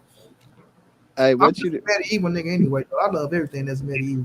bro. hey, I call myself what, loving this shit, and I've been watching the damn what is it, the Ring of Power or whatever that shit Oh is from. yeah, the new one, I've been watching all that shit. Lord of the Rings. I watched all the Hobbits and the Lord of the Rings. I watched Me all. too. I'm a nerd like that. I'm a hey, big nerd. Come to Yeah, this hey, shit. Monty, what you was upset about the most, like in the ending of that Game of Thrones? Game of Thrones. Um, like I said, when he killed her and the dragon took off, that kind of pissed me off. Um, I felt like John kind of bitched up a little bit, right? Yeah, I feel like, but even though he understood, like she was gonna try to kill his fucking family because she said, you know what I'm saying, they ain't gonna bow down. The Sansa wasn't trying to bow down to shit. I ain't gonna say that I was too mad about the situation or how it ended because they gotta end it some type of way. But I think for real, like me, just the dragon taking off and just, you know what I'm saying, leaving and then with the select the whatever their damn name is, um, you know, Grey Worm there when they been mad and pissed off, but then they just stood to the side like that. But The Unsullied. you know, but I liked it, but I just didn't like how they ended it with her just getting stabbed and dying so easy, and the dragon just melting the tree yeah, taking off for her, and we don't know what the fuck going on with her body after she played so big of a role of the movie. But and the now, yeah, we don't even know what the fuck she at, and you know what I'm saying? Like, what the dragon gonna do? Eat her ass, burn her ass? Like, we don't know what. Like I ain't like that. You know what I'm saying? bro, I didn't like what was the brother and sister Queen and King and Queen name, Sansa and Brian or bro? How, Arya. No, yeah, no. they Oh, out you of all the torture and people they didn't kill. Man, Omega, I'm finna get ready and wrap it up, bro. That's why I'm asking him at the end. We talk boxing for 2 hours. Stop it, Omega. nah. I was I was upset. You ain't Look, I talking, was bro. You talking about man? What's the damn man? the You know, brother and sister, the one that I just had the all kid. man. Brian, hold on, you talking about the one that was in the wheelchair? No, the king and queen, the Oh, one that you talking about Jon Snow? Nah, no, they was fucking each Oh, other. Sansa and Sansa, Sansa, yeah, Sansa and Jamie. hey, Jamie. look, and out Jamie. of all the people they killed and wars they started for, they just, I thought they was like gonna get mutilated, like killed Yeah, bad, and they just get trampled by the building. by the rocks and shit. They died. A lot of Bro, people. that shit upset me so bad, bro. I I ain't feel gonna you on lie. that one. Then she crying and shit with the baby in it. And after she done did all that shit, she done killed motherfucking Masande. And now, like, I'm with you though. Like, something should have happened where either she should have got away or they should have let the queen burn her motherfucking ass or something like that. You know what I'm And saying? she get ate by a dragon or Or something. something. Yeah, like y'all just let them die.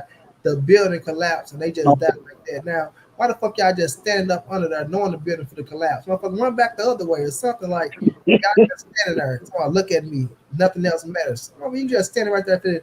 I ain't even finna just stand right there and let no motherfucking rock skill. I finna go up there and try to make a. All right, now, bitch, you won. Okay, I fucked up. I killed your friend.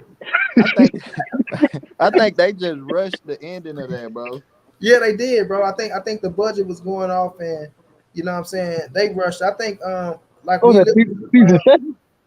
Hey, he just get up from sleeping with the big no Mega, bro, it's too old. Um, it's too old, Mega, and my girl went crazy. My girl Courtney went crazy in the last game, so Man, Omega, quit trying to make it like we don't watch WNBA because we don't talk about WNBA. I ain't even talking about that. I only talk about the NBA. I talk She about hit the gritty on their ass, did she? You said what? I said she hit the gritty on their ass, did she? Oh, hell yeah. But yeah, though, bro. I love that shit, though, man. But I think get ready to wrap it up, man. And what else? I don't know if y'all watch C, bro, on Apple TV with Jason Momoa. Hey, yeah, that's good, bro. I just watched bro. the 3rd episode. That's good, What's bro. it? Hold on, what's it called? See, Aquaman in there. Yeah, Jason Momoa. Like, C is the shit, bro. Like, they blind right side. They all blind and shit. But the Bubba ones Boss. that see, yeah, Bubba Boss, yeah, and Ito Boss, his brother was Batista. But the ones they can see, they look at as witches and shit. So, man, that shit's so good, bro. I don't want to spoil it for you, but it's called C, bro. Like, what episode you in? I mean, what season you in, John? I'm in season 3. You in season 3? Yeah, I'm in season 3, episode 3. The one just came out. Yeah. Came out. That shit the real deal, bro. Hey, it is. It take place like in the future. That's like some shit everybody could see. Omega need to watch it. Like everybody in the world could see, and then like everybody start going blind.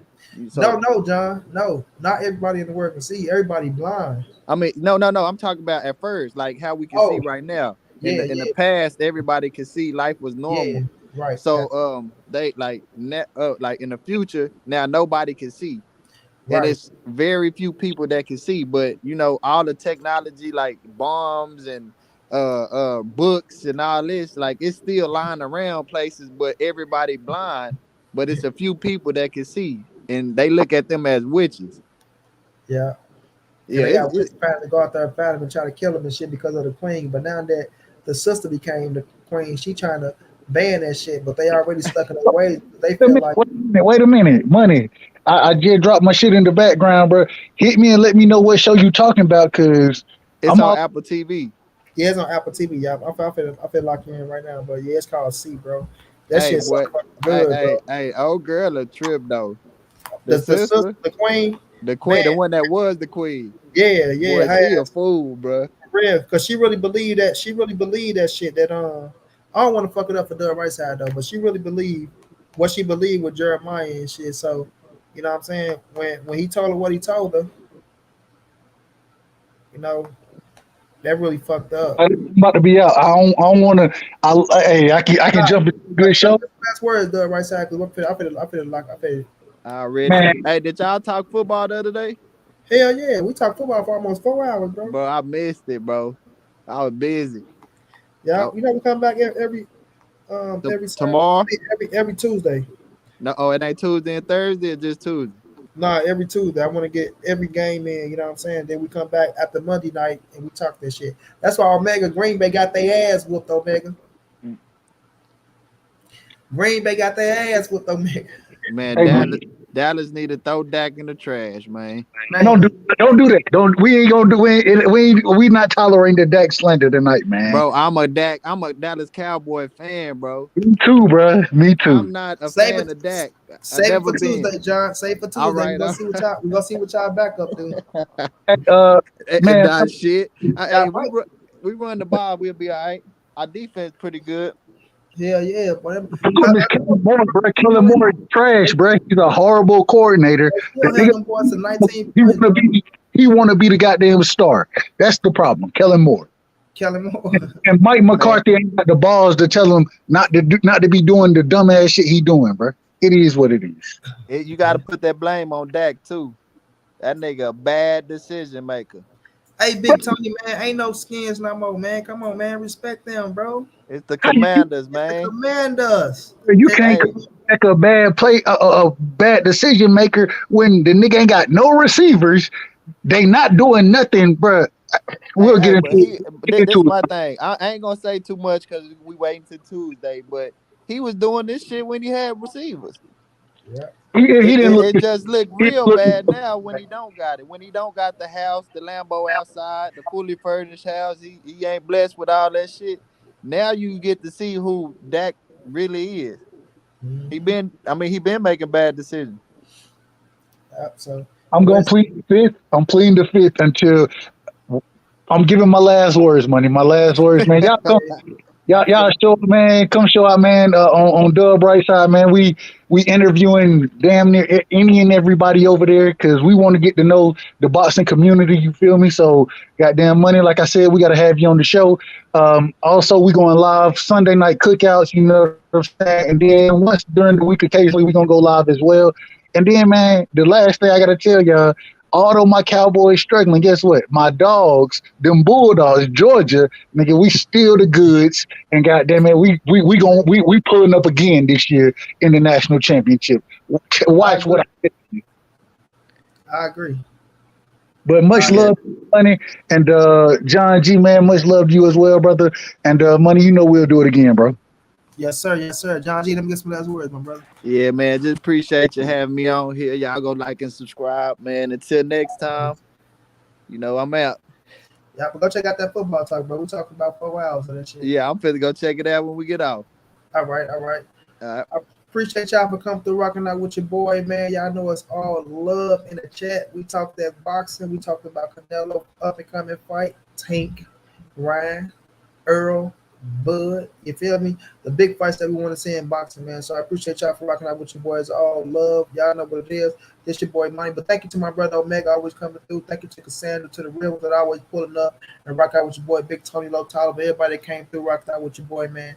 Everybody that jumped on the panel, Ivo, Young Africa. Salute to y'all boys, man. It's all love, fam. All right.